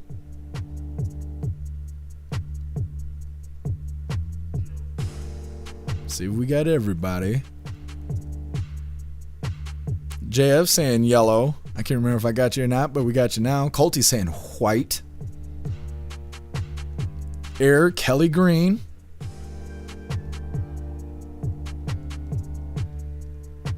Yeah, right mind, yeah. It's being sneaky. Snook's wearing saran wrap. Gotta save it for later. Bob the Comedian saying chartreuse. Colty saying baby shit green. That's very specific. I know exactly what you're talking about. Had some hot sauce, it was like that.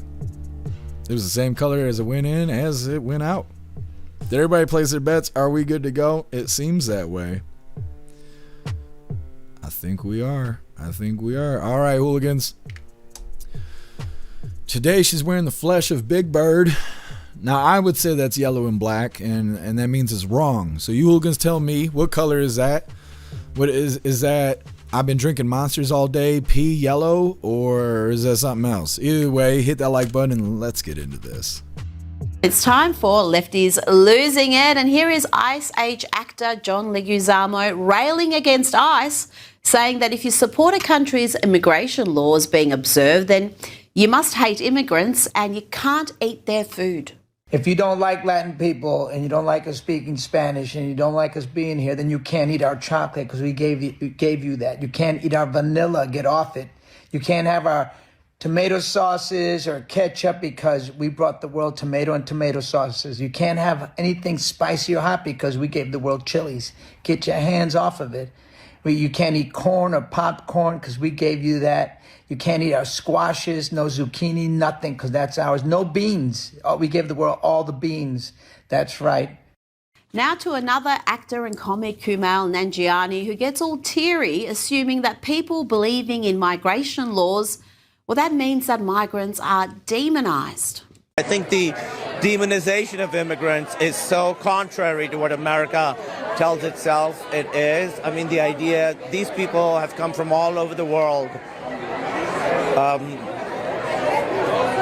to fight for a better life for themselves and their family, and the fact that we're demonizing them, to me, is really, really heartbreaking. So the only ones demonising immigrants are the Democrats who conflate illegal and legal migrants like laws mean nothing. Now, this is a celebrity losing it that I did not expect to see. I always saw Dave Chappelle as a largely sane, old-school left-B, but no, he has succumbed to the woke mind virus. Here he is, visiting a memorial and paying his respects to Alex Pretty.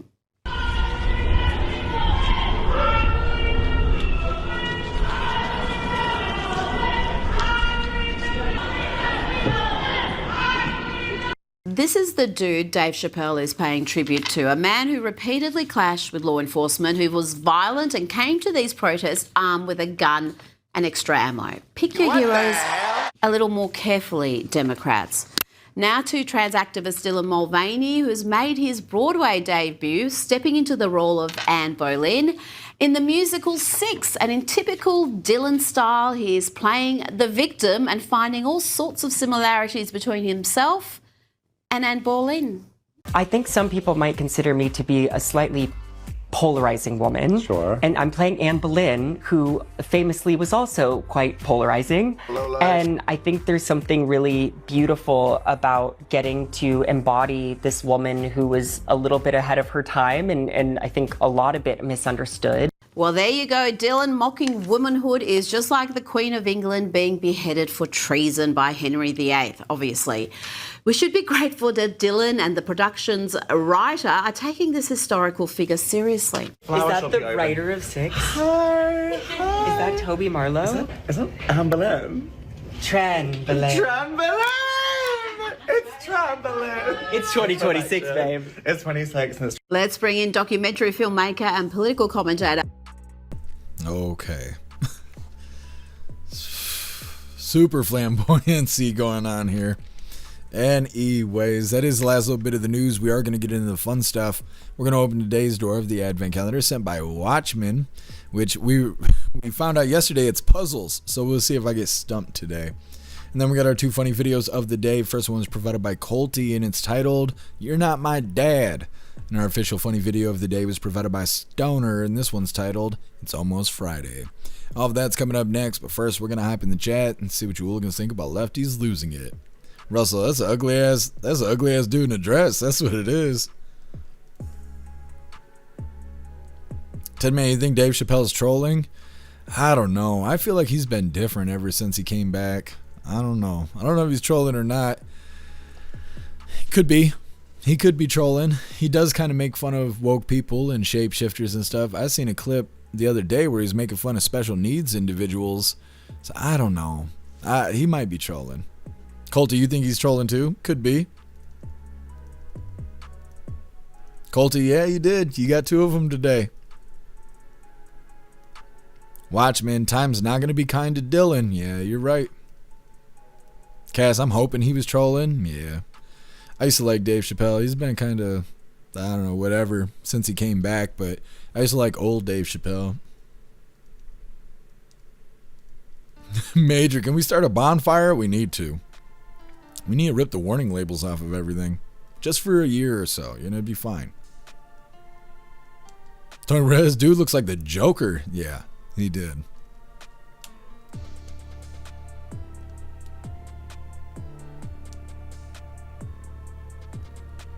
Told to care, get off my lawn. That's right. Galaxy SpongeBob Yellow. There you go.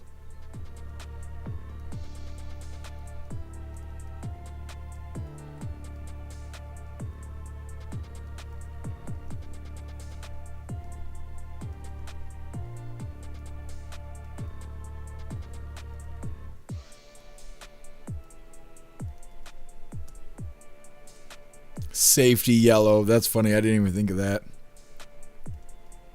Colty, the dude looks like a mannequin. Yeah. 45 pounds of makeup later. Major Darwinism. Yes, absolutely. Tony Rez, Dave Chappelle's clone is acting up. That's what I think.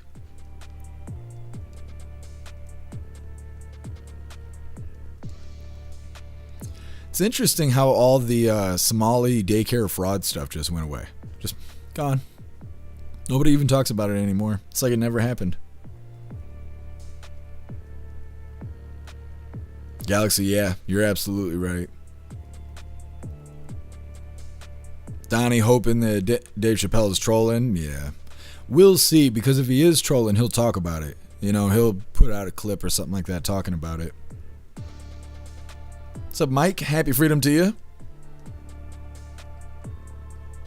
Lisa, my God, this world scares me. It's so full of evil. Yeah, absolutely. That's why I keep my ass indoors.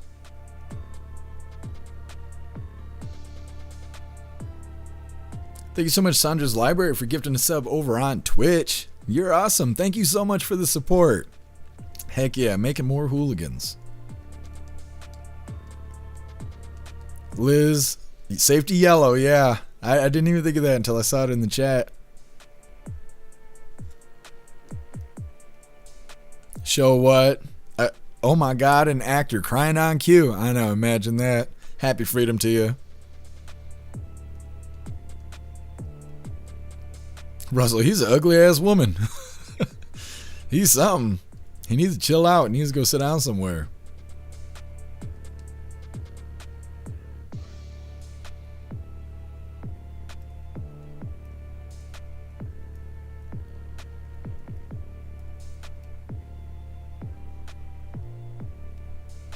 Alright, hooligans, let's get into the fun stuff. Like I said, we're going to open today's door of the Advent Calendar sent by Watchmen, and we got our 2 funny videos of the day. But before we get into this, I want to remind you hooligans really quick, if you'd like to support the live to keep us running, you're welcome to use the links in the video description. We have PayPal, Cash App, Stripe, Zelle, Venmo, Locals, Buy Me a Coffee. You can send something to the P.O. Box, or you can even send crypto. Now, like I said, this Advent Calendar has puzzles in it. So we'll see what we get today and whether or not I struggle with it. Oh, look what I just figured out. There is a door system on here. So let me crack the first one. Okay. So let's see. Today is number 2. Let me show you. This is what we're supposed to be looking at. Goodness. It's surprising I can run a live considering I don't know how to operate a box. I guess that's why I'm single. Anyways, what do we get today? I got wood. Let's figure this out. Yes. Cause Dan, is you gonna help me with this or what? I gotta figure this out on my own. If I don't figure it out, you don't get to eat today. Deal? I wish you could see him. His eyeballs are wide right now. He's like, no deal. Not even close. There we go. Now let's see. I'm gonna stick it in the camera. Don't you worry. I just know you ain't gonna be able to see with all this plastic on it. Let's see if we can figure this out. This is what we got yesterday. This right here. Figured it out. God sign, thank you so much for gifting a sub over on Rumble. You're a badass. Thank you so much for making more hooligans. Alright, so this is what she looks like. Right here. Okay. Now I assume we need to figure out how to take this apart. Let me see. If I can figure this out. It's hard to say. Okay. Look at this. I got it. I didn't even need your help. I did it. Now hold on. Let me put this on camera. I don't even think you guys could see me do this. How did I do this? I'm not going to be able to get it back together now. I'm going to have to watch the damn video. Hold on. So one. Hold on. Let me move this damn microphone real quick. So you guys can watch me do this. I swear to God I did it on my own. Nobody's going to believe me now. Can we figure it out? I can't get it back together, you hooligans. I got it figured out the one way. We're going to have to figure out how to do it the other way. Does it go this way? I don't know how to do this. You guys, I can't figure it out. How I did it before. I'm not gonna be able to get this back together. I'm not gonna be able to figure this out. I gotta go back and watch the video. But I got it, okay, 50% of the way. I took it apart. I'll get it back together and I'll show you guys tomorrow. I'll have to make a video, I guess. I'll give it one more try. Son of a biscuit eating bulldog. Oh, I think, okay, hold on. I think I figured it out. It's hard to do it on camera. I'm using my brain for one thing at a time here. Nope.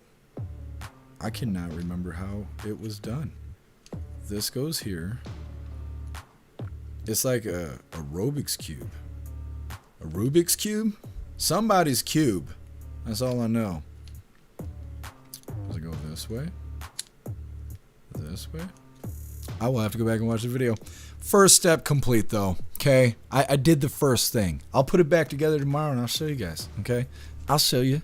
I promise. I pinky promise. And tomorrow's Friday, so it'll be good stuff. Thank you so much, Watchmen. Keeping my brain sharp here. Sharp as a marble. Let's get into these funny videos, you hooligans. Like I said, this first one is provided by Colty. Arthur. Oh, hold on. I'm not ready yet. Look at me sweating. Sweating. I was thinking real hard about that. First one here is provided by Colty. It's titled, "You're Not My Dad." Arthur, get out of the tank. You're not my dad. Get out of the fucking tank. I am your dad. You're not my dad. I am your dad. Get out of the fucking tank. I'm in a tank and you're not. I will call I'm Mr. literally Middleton. in Get a out the fucking tank. I'm literally in a tank. You're Get not. out of the You're not my dad. Literally get out of the tank. Tell Major Middleton. I don't give a fuck. Get out of the fucking tank. No. Okay. Arthur, get out of All I can say is don't let me get that $200,000 hairs. I'll never get out of the tank. Anyways, getting into our official funny video of the day. This one was provided by Stoner. Come on, do the thing.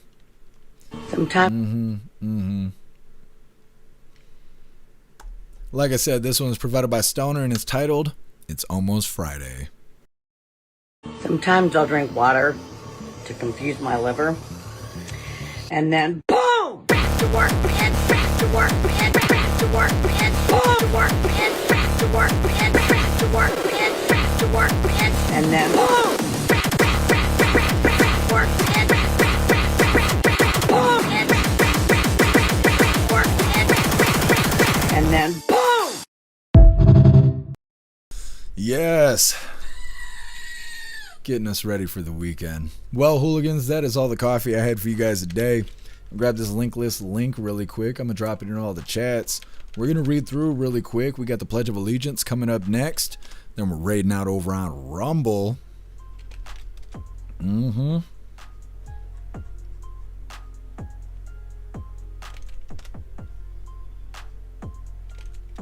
going to get this puzzle back together. I'm sitting here trying to think. I took it apart, fine. Putting it back together, not so much.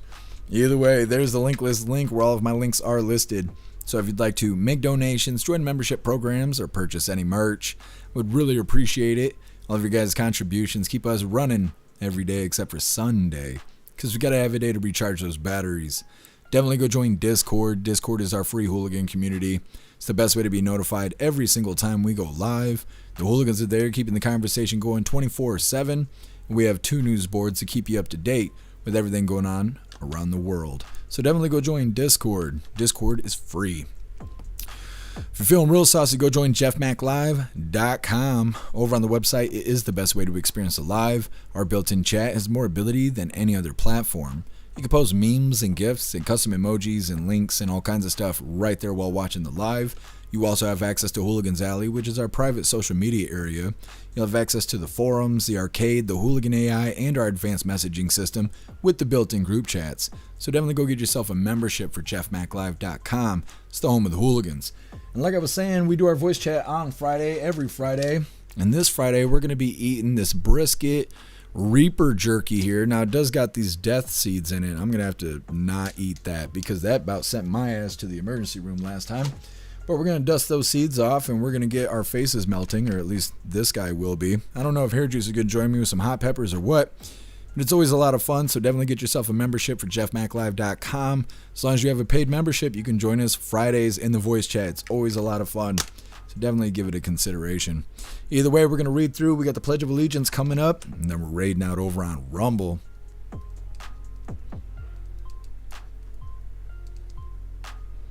It's major. I about died last time. I had a Reaper pepper, and I just ate the seeds and everything. I woke up at like 6 o'clock in the morning. I had to put ice packs right on my intestines, and I was sitting there thinking, I'm naked in the bathroom, trying not to cry. I had 2 ice packs, bare skin, just right on my guts, trying to stay alive. And I was like, man, if I got to go to the ER, what are they even gonna do? They gonna scrape the seeds out of my intestines? I don't think so. And so I just had to cry it out a little bit, but never again. Never again will I ever do that. No, I won't. I'm going to meticulously inspect the jerky before I stick it in my mouth, and that's what she said. I'm not eating those seeds ever again. Just saying. Major, send it. No. I got enough problems. I can't be doing that.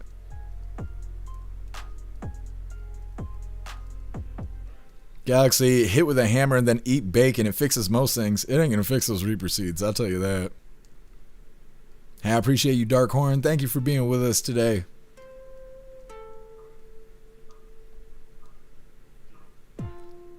Watchman, I'm contributing to his self-abuse for our amusement. That's how we like it. That's exactly how we like it.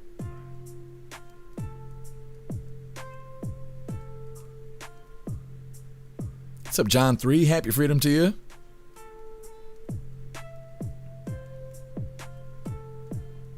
Major, when marbles break, they're sharp. Well, I'm not trying to break my marbles, but, you know. Oh, I appreciate you, Donnie. Thank you for being with us today. Neurodivergent, if you get a lobotomy, it's like having 2 brains. Yeah, but are they going to think as one? I need double the brain power. Major, yeah. Flames is right. I had the nitro kicked on. Turbo mode there, about melted the toilet.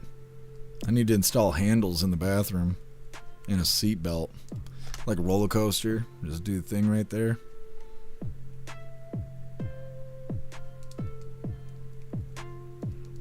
That's another reason why I don't think I got parasites.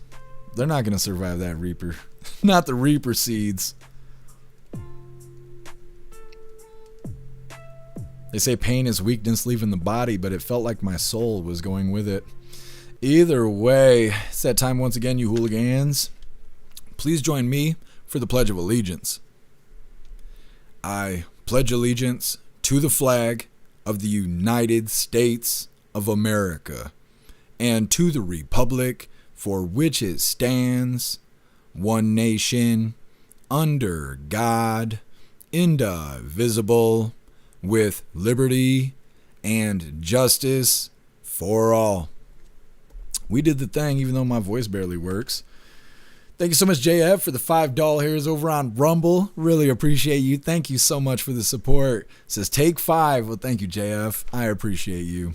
All right, hooligans, we got to figure out who we're raiding over on Rumble. But before we start the raid, we have to cut off Twitch because it's against Twitch's community guidelines to show the raid. They try to give me a strike, and luckily I didn't have any disciplinary action against me, so they just gave me a warning.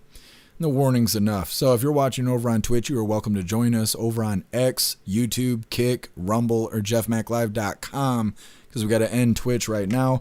Now, if you don't join us for the raid, I will see you guys tomorrow over on Twitch for tomorrow's Happy Freedom Friday with more Coffee with Hooligans. Everybody else, hang tight. We got to cut off Twitch, and we're raiding out. Do. I know. What time is it? Oh, it's almost Fancy Feast time. We have Craig Can. Look at this guy. Tired of my shit. All right. I think Twitch is no longer with us. R.I.P. Twitch. All right. Who we raiding today over on the Rumble? Yesterday was Rotella, I believe. I think Zero sent me the list. Yeah. Okay, well, thank you for letting me know. I wasn't sure. Well, Quiet Parts live. We Are the Show is live. Misfits live. Well, let's do this. We Are the Show was just hanging out the other day, so let's give them a raid, and they just started. Unless Rumble's doing that goofy stuff where the timer isn't working, which that could be a thing. But let's go ahead and raid We Are the Show.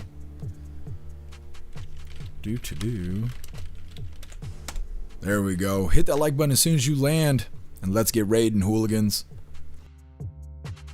Last night around 11:30, water rescue teams came out and they attempted a rescue here before the driver was swept away in floodwaters. And I want to bring in Captain Eric Sherwin with the San Bernardino County Fire Department. There was a body found about a half-mile downstream. Tell me about that important update. Yes, we were able to resume search operations just after sunrise this morning. Oh, damn. Jeff Mack raiding the stream. Let's go.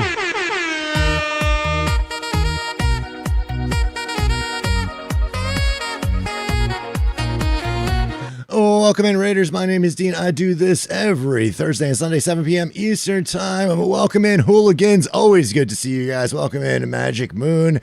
Welcome in, Jeff Mack, Jagla, really. Wade Away, Too Old to Care, and Darkhorn. Good to see you guys. Tony Rez, good to see you. Man, the emotes flying. Awesome. Cassis Rumble, welcome in. A raid, Jeff Mack Hooligans Unite. Let's go. Good to see y'all. Smash all those buttons. Yes, please do. We've got a lot to cover. We're talking about this guy who was swept away in the current on a flooded road in Cajon Pass. So let me see. And good to see y'all. Good to see you. Good to see TJT. And then at about 8:10 this morning, we did locate a victim about a half-mile downstream from the point last seen. That victim has been preliminarily identified as the subject that we were looking for last night. Now, can you tell me, because initially it was believed... Fantastic raid, you hooligans. Good stuff. We Are the Show's been hanging out in the chat. I don't know where this emoji is, so we're gonna go ahead and jack that. That's kind of the nice thing about Kick and Rumble is if you see emojis that you like, you just take that shit. There's no safety. There's nothing protecting that. So we're gonna get a new cool emoji. Anyways, like I said, we are wrapping this up, but we'll be live again tomorrow, somewhere near 5 for more Coffee with Hooligans. We're gonna read through really quick and we're wrapping her up. Snooks, low bottom. What's a low bottom? You're gonna have to show me. I'm a visual learner. Thank you for the reminder, Snooks. Remember to remove Twitch from the equation. Oh, I appreciate you, Rampy. Thank you for being with us today. Thank you, Neurodivergent. Appreciate you being with us today.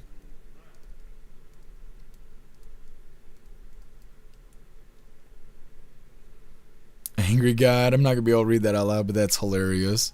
Thank you, Magic Moon. Appreciate you. Thank you, Too Old to Care. Klaus is going to start rioting. He's ready for that fancy feast.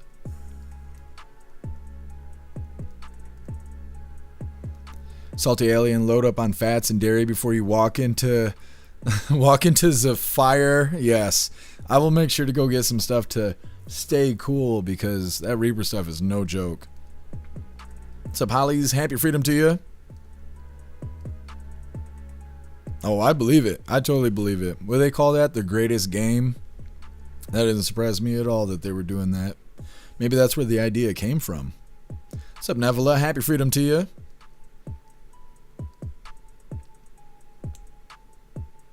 Salty Alien, that spell uses a lot of glitter. Mm-hmm.